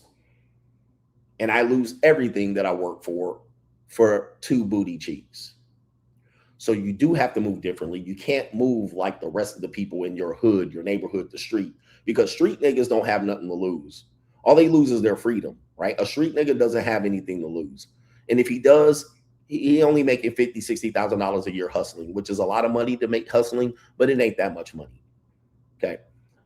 But when you think you're just one of us, you're not. You got to understand that there's a hierarchy. You have to move differently. Unfortunately, he didn't understand this, and he had to pay a hard lesson here. He had to learn a hard lesson. He had to pay an ultimate price. He almost paid the ultimate price and took his life, but he lost a job. That's one of the most prestigious jobs in the nation, in his profession. That logo is known around the world. That's why I gave Emi Udoka so much criticism, and people are trying to defend him. Well, what about the girl? And somebody's going to say that, Coach, what about the girl in this situation? Bro, what about her? What about her? You think she's going to fall on the sword for this nigga? If you think she is, you don't understand the history between black men and white women. Go watch the movie Mandingo. She ain't about to fall on the sword for that nigga. She going in for any sort of money because she's a subordinate, technically. Okay? She's going to go in and she's going to file a sexual harassment lawsuit and get a bag. Yes, she is. And it's going to be a no-brainer. This is why, again, you got to mess with women that has as much to lose as you do. If she was off campus and not an employee, it would be different. It would be a lot different. Okay, but she filing legally, he violated federal law and state law by engaging in this relationship. Let's just be honest. He violated employee laws, state laws, and probably federal laws by engaging in this behavior. So what is she going to do? Nah, I'll support my man. No, she's not. Matter of fact, she was a mistress. So he didn't marry her and leave his wife, which he might have promised her. He didn't do it. And that's going to be means for her to say, well, shit, I ain't going to ride or die with him. He didn't ride or die for me. And let's just say she got an abortion on his watch. And she was forced to terminate a pregnancy. What? She about to get a bag. And some goofy's going to say, well, what about her? She was fully participating and complicit in the whole relationship. Yes, she was in theory. But according to the law, she wasn't. She was taken advantage of. Okay? And she going to be a victim for the rest of her life if she terminated a kid on this little nigga behalf.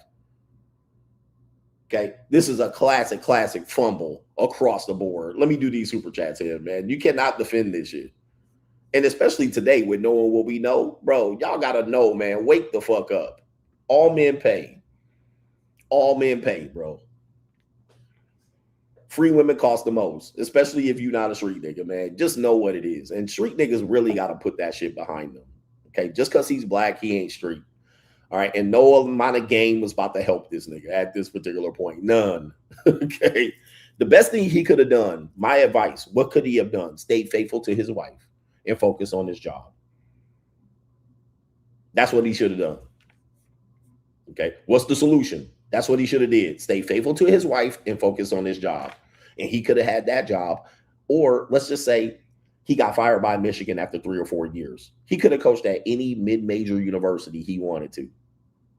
Okay. He would have been coaching for the next 10 years. NFL, Eastern Michigan, Kalamazoo, Michigan University, Michigan Tech, right? Whatever. All right. Even Michigan State. Okay. Even if Michigan dumped him, he would have had employment somewhere else. He could have coached at Stony Brook. He could have been coaching forever at the mid-major level. He would have had 2 or 3 jobs right off of that Michigan job. Look at Rich Rodriguez. How many schools did he fucking coach at since he left Michigan and got dumped? Brady Hoke is the exception to the rule, but I think he might have coached San Diego State. Maybe that was before the fact. Let me think of any other Michigan coach that got fired or left. I'll just take Rich Rodriguez. Okay, Rich Rodriguez then been at 4 schools since he got fired by Michigan, and he did a disastrous job at Michigan. Okay, and he then got 4 jobs after that. So, and he a Mexican. He got a Mexican name at least. Okay. Anyway, let me see here. He went back to West Virginia, which was the job he left to go to Michigan. So Rich Rodriguez got another job and went back to his original job. He ended up back there. So, you know, he could have parlayed this Michigan job for his rest of his career. That's why he was putting a knife through his throat, because he knew it was a wrap. Shout out to Kaylin says, wives can refuse to have sex with their husbands if they want, as long as they accept him having relations with other women while he's still providing for her. Both sides should be happy. Burning desire is hard to maintain in long-term relationships. Be happy busting a nut if wifey gives it up, for sure, on that one. It's tough. But again, long-term relationships, what people don't have experience is long-term relationships, which I do. And I'm here to tell you, it ain't what it's cracked up to be. Okay. All this love and cherishing and being intimate with each other, that's only for a short period of time. 2 years, 3 years tops. The rest of it is you're together because commitment, loyalty, legacy, financial. The love shit goes for the birds. All right. Now, that doesn't mean there's no more love, like you don't love and appreciate or respect the person. That sometimes is the only thing left.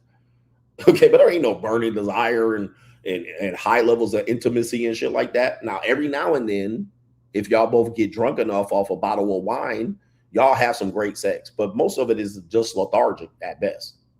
Okay. Routine, lethargic. You know, one wants it more than the other one complies enough. All right. Anyway, right. You have kids, you stay for the kids. That's what relationships are about. And the number one reason, if I was promoting relationships, I can literally write a book. The number one reasons why people do this is because ultimately you're creating an opportunity for you to see the benefits of your relationships last. So both of you guys can raise grandchildren together. That's even biblically. Like, that's the whole purpose of it. Now, I get pissed because people want to make it about love and commitment. Commitment, yeah, but love and eternal love and desire. That's not what it's about. Right? And I think that's the way to get people involved in it, because if you told people, hey, just be together so you can raise grandkids and swing on the swing in Savannah, Georgia, sipping sweet tea, that doesn't lead people to do it. But to cure loneliness and desire and to cure this idea that somebody's out there that's going to love you, that gets people hoping and wishing. And it's a wonderful thing when it happens. Don't get me wrong. When you have that, press 1 in the chat when you experience that shit.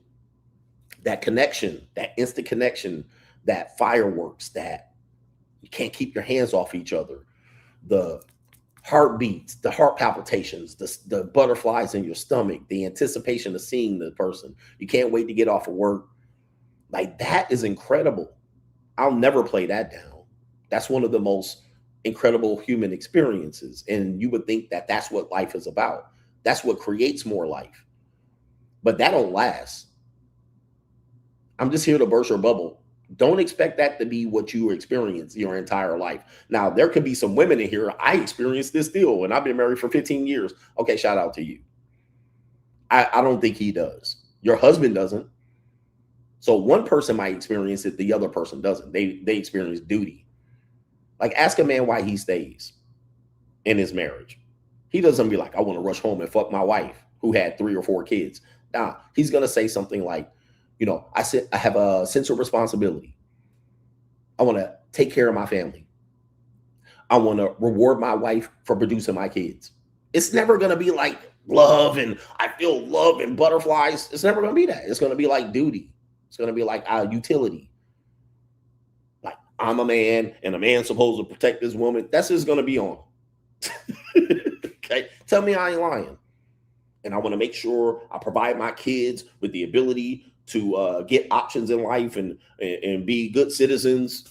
It's never going to be like, oh, because I need a woman in my life and that's going to be with me. She's been with me for 15 years and I got my dick still gets hard. It's never that. Never. Never, ever, ever. So I'm just trying to give people an idea of what you're going to experience. I ain't bursting your fucking bubble.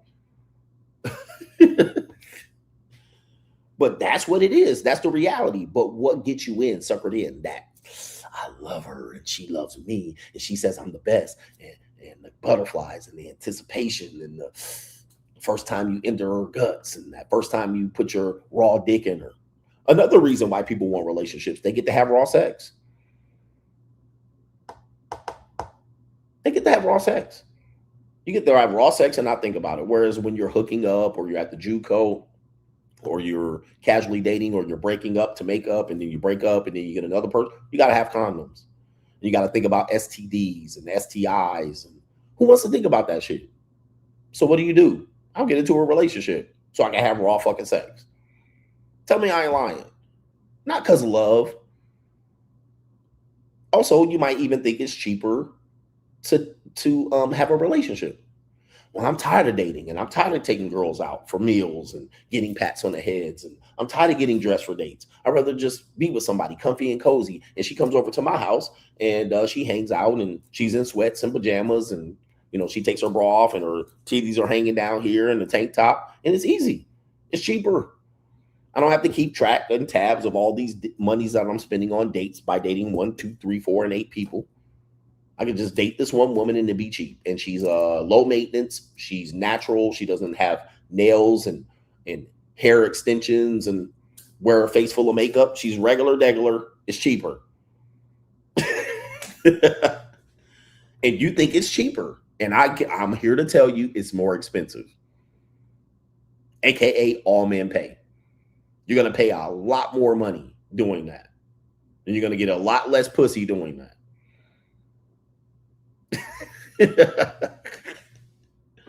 All right, just know what time it is, bro. And you'll be like, I don't have to pay for mine. I took her out on 2 treat dates and now I got a relationship and I paid nothing. See, guys, you don't have to pay for all these fancy dates. Oh, really? Right? Look at your Target card, nigga. Every time you got to go to Costco, look at the fucking receipt.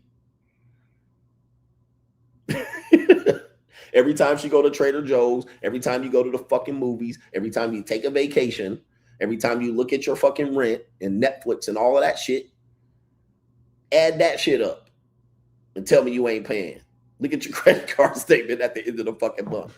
Look at her when she says, hey, listen, you know, I'm going to move to a new apartment that has an extra bedroom for our new fucking crumb snatcher that has all these amenities and shit that you ain't going to fucking use. Now you living on the goddamn bougie side of town and you got to go put in some extra time at the Amazon warehouse to be able to pay your 50% of rent. Also, when you buy your first house and you go in there, baby, our budget is $360,000. Who been here? Our budget is $360,000. We're not going to pay a dime over.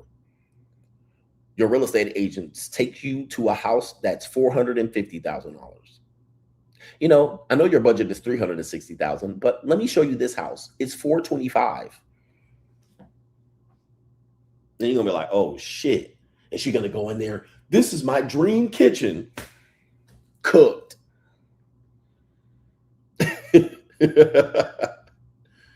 And then after she shows you that house, she's gonna take you through the $350,000 house, and the shit gonna look like a hovel.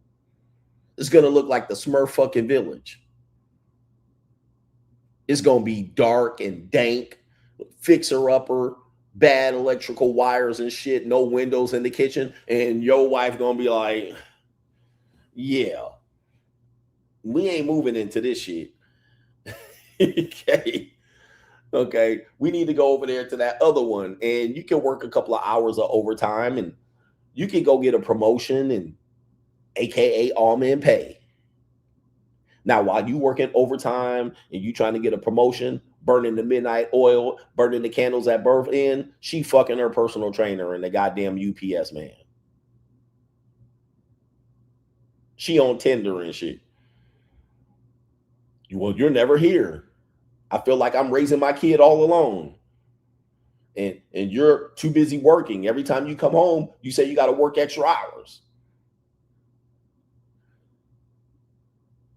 Because you're trying to meet that mortgage payment for that $450,000 house when your budget was $360,000.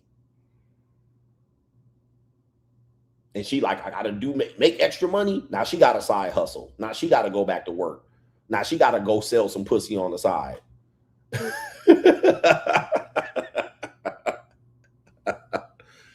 I'm telling you, man, I got this shit down. And then now you in marriage counseling, nigga. Now you're getting 6 pieces of tail all fucking month. Now you gotta fuck your secretary, your executive assistant. Now she start giving you some attention. The young blonde bitch, the young muskrat blonde bitch start giving you some attention. Now you gotta go put dick on her.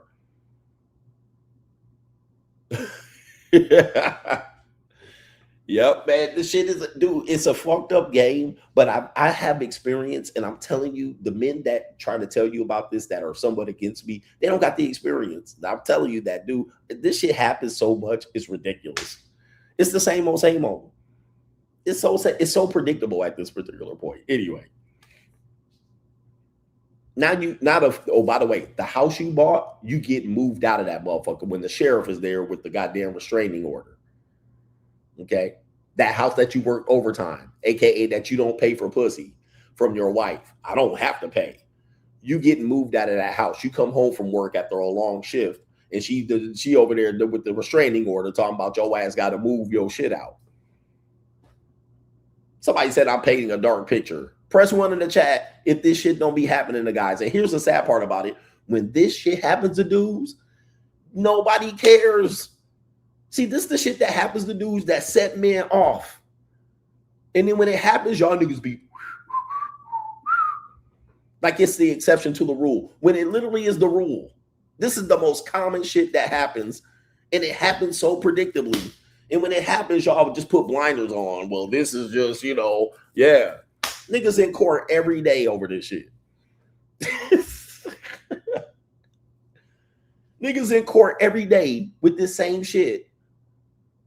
They got divorce attorneys making $500,000 a year on this shit that I'm explaining. It's literally the rule. Y'all acting like this is the exception. I mean, I'm literally telling you what the fuck happens every goddamn day.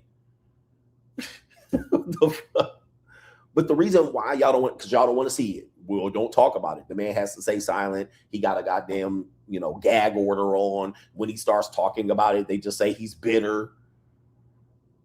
They just hope he just goes away. Just pay your child support. You were a bad guy. You were an abusive.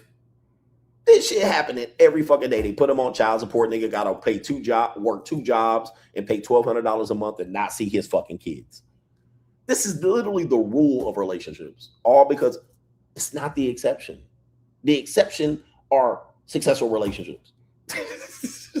All right, anyway, let me get to these super chats. I got to get the fuck out of here. It's 3 a.m. I got to go to sleep because I got to be up at the airport.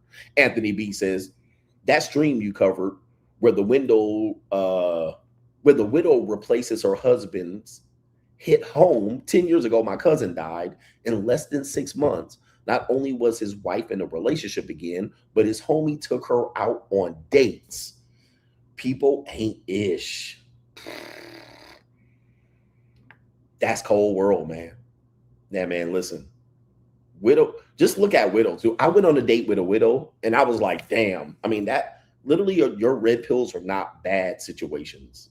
Like, you don't always get the reality check from bad situations. I went on a date. I met her on Bumble or Tinder or whatever. It was an Asian woman.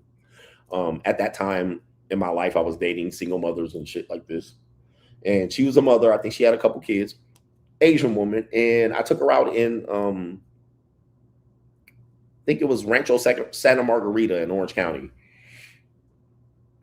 And took her out. We went to some buffet. And she said, oh, my husband died. And I was like, huh? And she was like, yeah, he died a few months ago. This bitch was already out on a date with me. And I was like, damn. I was like, how did he die? And she was young. She was like no older than 40 at that time. She was no older than 40. I was like, damn, you already on Bumble? It's like, what the fuck? Like, damn. And again, people got to move on. People have their own lives. But sometimes you have to experience this reality to understand that that's how real it is. What is she supposed to do? Be mourning and crying? She got to fuck too. She's got to have a life too. She's got to move on too. And sometimes widowers, they don't experience the trauma of divorce. So they lose their spouse and they looking to replace that spouse, what they lost. And that's even harder for them.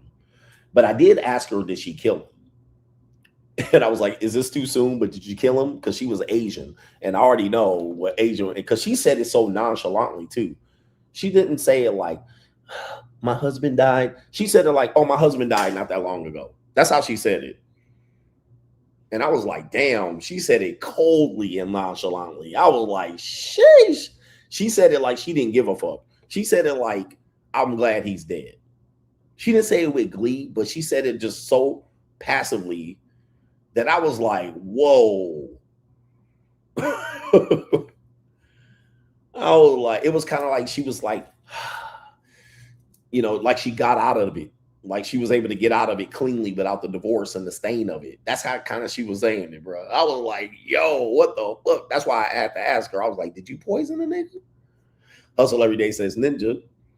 He says, ninjas, he says, know what you're walking into when dealing with predominantly white institutions. Says you will always be the odd man out. Learn to cut heads with no remorse and with no ill intent. Never look desperate. If it's money, he says, let it be money like Lane Kiffin did. Let's be real. And yeah, shout out to you. But yeah, at predominantly white institutions, I know people talk about that. I've coached at one HBCU and all were predominantly white. It's a political game. It's a political game. So don't think that they're going to give you an exception or give you a nigga car pass. Just them giving you the job is your pass. You got to know how to play the game. And I seen that with that one coach. He coached, I want to say he coached North Carolina football. Then he coached Texas football. He ended up going somewhere else, South Florida. When he got to Texas, he wasn't ready. Okay. And I think he was an assistant for many years and he had a white wife and he wanted to be a head coach. I think he was at North Carolina. He might have been in at another school, but he ended up going to Texas. What's his name? Then I think he went to South Florida or something like that after Texas. I can't remember, but he wasn't ready for that Texas job. Yeah, Charlie Strong. Where did he end up going? That was the football coach, not Shaka Smart, but shout out to Shaka Smart. It was the football coach. Charlie Strong was his name, or is his name. I don't know where he ended up going after that, but when he got to Texas, he was not ready for that. I don't think he was ready for that type of machine. But when he went to South Florida after that, I think he did fairly well. That suited him. Or he went to Central Florida, UCF or South Florida. I can't remember. Anyway, what I'm saying is Texas is a beast for anybody. And I believe Texas before that had that old guy who went to North Carolina. Can't remember the old guy's name. Yeah, he came from Louisville, then went to Texas, then went to South Florida. Okay, so the old guy name was the They had an old guy. He was the head football coach at Texas, Mac Brown. See, Mac Brown was a good old boy. Okay, see, Mac Brown is the type of guy that can run a Texas for many years. And then you wonder how Mac Brown don't lose his job. Because Mac Brown knows how to play the game. Mac Brown is a good old boy. Mac Brown goes back to the old Southwestern Conference type shit.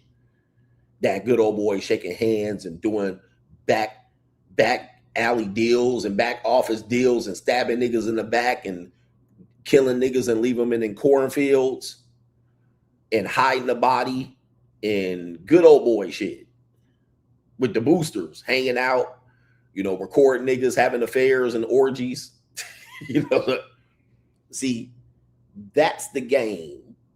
And that's why Mac Brown can be there for 10 years and 15 years and even take some L's, you know, pay off recruits and leave the bag over here. That he said that J.R. Ewing shit. See, when you come in then and you just a black coach and you's like, I went on the football field. That don't mean shit. Because the boosters gonna want to do some dirty shit. Yeah, look, let me tell you something, man. Quick shit. I remember when I was a coach and I went to the Final Four. The Final Four was where the coaches convention was. And all of these coaches, you know, you're meeting up and you're like, you know, you're thinking that people get jobs because of their resume. Oh, I recruited this player and I recruited this player and I know this play and I know that play. You know how you get jobs? And my head coach, he ended up hiring me as a head coach at Stony Brook. She said, you better sit down and have a beer with these people. You better sit down and have a beer. How you get jobs is sit down and have a beer. It's not what you know, it's who you know. And one of these days, I was hanging out with these coaches, the head coach at this school, the head coach at that school, and I'm an assistant coach trying to get on. And we at the coaches convention in Tampa, Florida. We in Tampa, Florida. And I'm looking up to these coaches. And I'm like, hey, man, you know, I'm trying to put in a word. They like, let's go to the strip club in Tampa. Let's go to the strip club. Now I'm sitting there like, the strip club? I'm green. I'm thinking we're going to talk about plays and recruits. They're like, let's go to the strip club. We go to the strip club. And they buying strippers for us. They buying strippers. Everybody having a good old time. Yucking and partying. They drinking. They doing lines of coke off of strippers' titties. And I'm sitting there like, oh, shit. These are the head coaches at prestigious universities that done worked up and got to the head coaching title. And they having a good old time. Fingering strippers in the dookie hole. They got the assistant coaches. They having a party. I'm like, woo. All right. They buying titties for me. They putting titties in my face. And I'm like, boy. And guess what? Every time we was out on the recruiting trail, it was like, hey, we was friends then. It was like, yo, he was with us at the whole thing. Remember we was in Tampa and I was one of the boys then. I was in. I was on the inside. Whereas before, I'm there with my polo shirt and I'm trying to, hi, my name is so-and-so and let me give you my business card. They like, the fuck out of here, nigga. Fuck out of here, goof ass nigga. And did you see that out of bounds play they ran at halftime? They don't give a fuck about none of that. All right, so. But then when it was time to recruit and it was time to do this and it was game day and we seen each other, it was like, what's up, man? We had a party. And it was time to get a job. Hey, man, let me put in a word. Yeah, I'm putting in a word for you. And then you didn't have to go through the interview process. So, unfortunately, again, like I said at the beginning, the good doesn't always win. Like the moral person, the person doing it right, you don't always win. And the only way you think you win is that in the afterlife. Well, the good always wins in the afterlife. And these people are going to go to hell because they cheated. Well, you can believe in that if you want. But we got to live this life out. And the good don't always win. The smart don't always win. The rich don't always win. The poor don't always win. The people with the higher moral clause and the people who come out here and virtue signal, you're not the people who win. It's the people who come out here and get shit done that wins. And unfortunately, people can never justify that or reconcile that. And so to make themselves feel better, they'll just say, well, I'm a better person. Well, go for it. Like, go for it, nigga. But where that going to get you? It's going to get you out there broke. We got our brother Larry Leisure says, Coach, take a look at the Trip Wellburn story. He's a former Michigan wide receiver who became New Jersey high school athletic director, started clapping basic flatback Becky's and gave her a promotion, now getting sued and on leave from school. Happened around Thanksgiving time. Goodness gracious. Okay. And to be fair, man, I mean, I ain't put myself out in these streets, but okay, this shit can happen for sure. All right. Yeah, that's all I'm gonna say about me and moi. We got our brother here. It is the big Cheeseroni. He says, Coach, I think when some brothers get a white girl, they lose their reasoning. I can't explain it. Well, white girls are trophies in America. So in a sense, you might think you become untouchable because you have a white woman. You think you're one of the boys, but that's not necessarily true. You do have to watch your six. People are not always happy that you got a white woman, especially a white woman that they perceive is attractive, right? Attractive white woman. And most white women are only attractive because of their hair, to be honest with you. And I love me some white women, but their hair is what makes them attractive. Like, look at it. It's kind of like a bear. Have you ever seen a bear with no hair? Like, you're like, damn, what the fuck is that? Looks like a rat. But then when it got all his hair, you're like, well, it's a fucking bear. All right. Same thing as white woman. If white woman got long, curly hair and she got this all curled up and blonde and all that shit, everybody's like, oh. And she could look like a muskrat. She could look like a muskrat in the face. Matter of fact, if she cut her fucking hair off, she looked terrible. Tell me I ain't lying. Tell me I ain't lying. Same thing with an owl. An owl with all his feathers looks like an owl. Look at an owl with no feathers. You're like, what the fuck is that? Same thing with white women. All right. White women got blonde hair and shit and long curly hairs and shit. They look amazing. Oh, wow. She's a trophy wife, blonde. All right, let me show you a prime example of that. They fucking cut that blonde hair off. They cooked like a motherfucker. This is a prime example right here of what I'm talking about. Okay, if she cut all these fucking tresses off, she looked terrible. But because she got that blonde fucking hair under there, everybody probably thinks she looks good looking. From a mile away, she looks good looking. From up close, a whole muskrat. Yeah, Rose McGowan is a prime example. All right, she cut that fucking hair off. She cooked. All right, anyway. And of course, a black man running around here banging out blonde women, that ain't gonna never go over. You ain't never gonna get a dub for that unless you just a regular nigga. Shout out to Nicholas, says, I'm from Arkansas, and we had something similar happen with Bobby Petrino about 10 years ago. And yes, and that was before you said that before I talked about it. But yeah, the whole motorcycle incident. Thank you for bringing that up. Black Boss, shout out to you, the Black Boss. Did somebody co-sponsor that I didn't acknowledge? About to acknowledge him. Shout out to Key himself, says, why do men with money and status get married? I just be free and do what I want. Well, I'm gonna tell you, man, as a coach, you cannot get a job unmarried. It's very rare. Now, people are gonna bring up the ones that do, but those are the exceptions that prove the rule. If you can name the ones that were unmarried that got jobs, then that proves that you typically are married to get a job, especially at a high-end institution. Even for myself, I know I wouldn't have got certain jobs without being married, especially the head coach at college basketball, being a young black male. All right, I was like 32 years old when I got a Division II head coaching job. Like, bro, if I was not married, I wouldn't have got that job. So certain jobs in certain industries, marriage is required. Tiger Woods, same thing, especially then the trophy wife. That it's what it is. So if you don't want those type of jobs, you can stay single and be married. But yeah, CEOs, you got to be married. CFOs and all this shit, you got to be married. Can't be single. Very rare. It does happen, but it's the exception to the rule. All right, Callie West says, what about the women at Michigan as ninjas need to accept the fact that she may be the one who leaked the affair in the first place? Any chick who made $50K was on staff, set up the man Zuniga style. That's a fact.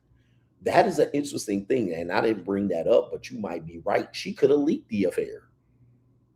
Yeah, because he's impregnating her, allegedly. She's having an abortion.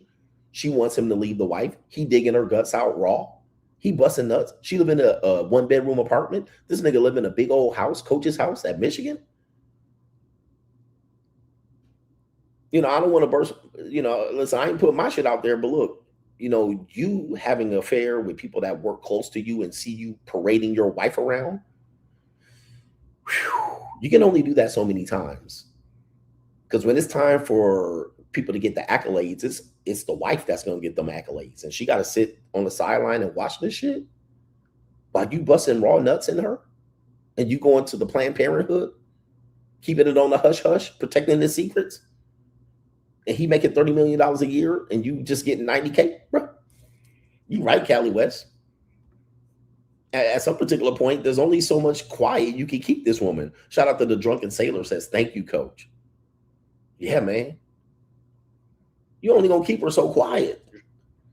Cali West. Man, she like, bro, I'm not gonna see. And then kids, she just deleted a kid, but you out here. Let me show you a picture. She out here deleting your kids, but you out here playing with your kids and this nigga kid jumping on your lap and she seeing these mixed kids and she could have your mixed babies. Hold on for a second. Let me show you a picture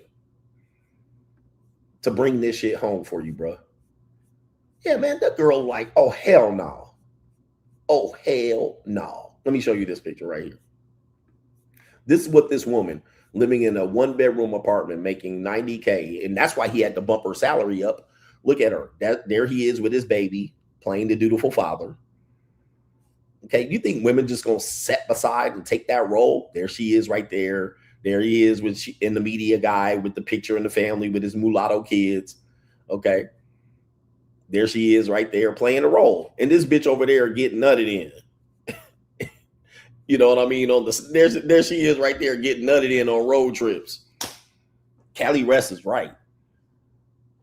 She like, wait the fuck up. Wait up. You guys got to think, man. Women are going to play that role just for a little bit. I always tell you, man, you guys will tell me about women in relationships, and you talking about a short window. And I'm like, dude, I'm a grown-ass man that have had long-term relationships and live with women. The relationship cannot be summed up in short windows. The relationship is always a long window. What's going to happen over the long haul? For instance, you had success with women over a short term. Where's she at now? She gone. So what you talking about? She's no longer to be seen. She ain't nowhere to be around after 2 weeks. What are you talking about? Then you take a relationship over a long period of time, even a side chick. She a side chick now. It's free now. But how free is it after 3 years of doing it? How is it working out after 3 years? That shit is brutal after 3 years. To keep a side chick relationship going, her whole mindset's going to shift from what it was in the first 3 months to what it is in month 47. Okay, you can only keep it so much standard. Women are going to change up on you. Okay. Last one, DGC Moore says, Coach, the situation with Coach Moore at Michigan highlights that he is too young and immature to understand the scope of responsibility associated with coaching a top 1% school like the University of Michigan. Additionally, he didn't learn from Mel Tucker in 2023, who lost a $95 million contract. Man almighty. Yes, I think he was under 40. And you rarely find college football coaches at that level that are under 40. And also, this news came out after the signing period. So there's a lot of people that are saying that Michigan knew about this, but they didn't want to expose this until the signing period, which just happened, and then they fired him because otherwise they would have lost out on a lot of recruits. But I think they're going to lose the recruits anyway, because those recruits will be able to legally get out of that letter of intent because of the coaching change. But it's still a mess. It's a mess altogether. But he's also affecting recruits and their families. All right. Yeah, you get at this position, you got to exercise a significant amount of discipline. By the way, that's a co-sponsorship by our brother DGC Moore. Shout out to you, man. I'm rich, bitch. man, it's sad to see, man, but these are tough lessons that we need to highlight, and particularly when it comes to men and all of that stuff. We got 3 cash apps. Preston says, ecclesiastically, okay, right here, ecclesiastical deep throat. Shout out to you. Hustle Every Day says, that's why I don't work with women anymore. We're going to talk about that with Jason Derulo. And Duke Alexander says, love the content. Shout out to you over there. Appreciate y'all supporters and bearing with me using this computer. I do need my eyeglasses looking at this little ass screen. Ladies, where y'all at? We're going to be in Thailand the next time you see me, so I'm going to try to stream tomorrow in Thailand. I'm leaving the Philippines. It was a great time. The Philippines wore me out, bro. All right, if you guys want to find a place, the Passport Bros and men have traveled to the Philippines, it is a great destination for single men to explore the wonderful life of the Lings, to sow their oats, if you will. And also, yeah, if you can afford a chance to do so and you are in a position to do so, the Philippines, you cannot miss. Okay. You cannot miss in the Philippines. I'm going to tell you that right now. I'll talk more about where to go and all of that stuff over on Locals. But I had a great time here in the Philippines. And I think I'll be back. I'm going to be back. I'm going to be Nomad CGA in 2026. So I think I'm going to do a longer stint here. This is one of the places that I'm looking for to maybe retire in 5 to 10 years. And it's high on the list so far. It's high on the list. But yeah, man, shout out to the Linglings out here. Y'all did a good job, Lingling, showing your boy love. What kind of fuck you give me? And all of that in the bag of Chips Ahoy. And it puts America to shame. But I'm going to have to run up a big bag here. We'll see what Thailand can get into. And I'm not looking to move to Thailand. I don't think Thailand is going to be the place for me. But I'm going to have fun there. Shout out to the Coach Gang. We're going to be out of here. Peace.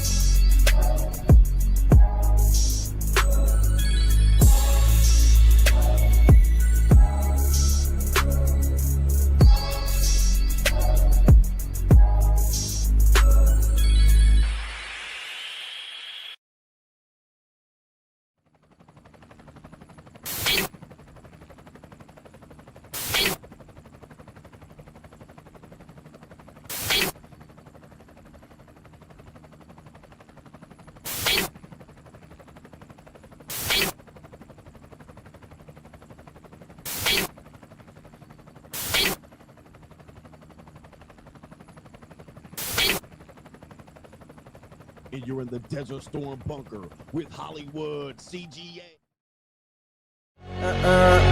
Yeah. Legends ain't born, they built from the grind. From benches to banners, we sharpen the mind. We sharpen the sword and promise and swore that we going hard and leaving it all on the floor. Hey, yeah, we going hard and leaving it all on the floor. Hey, yeah, we going hard and leaving it all on the floor. Legends ain't born, they built from the grind. From benches to banners, we sharpen the mind. We sharpen the sword and promise and swore that we going hard and leaving it all on the floor.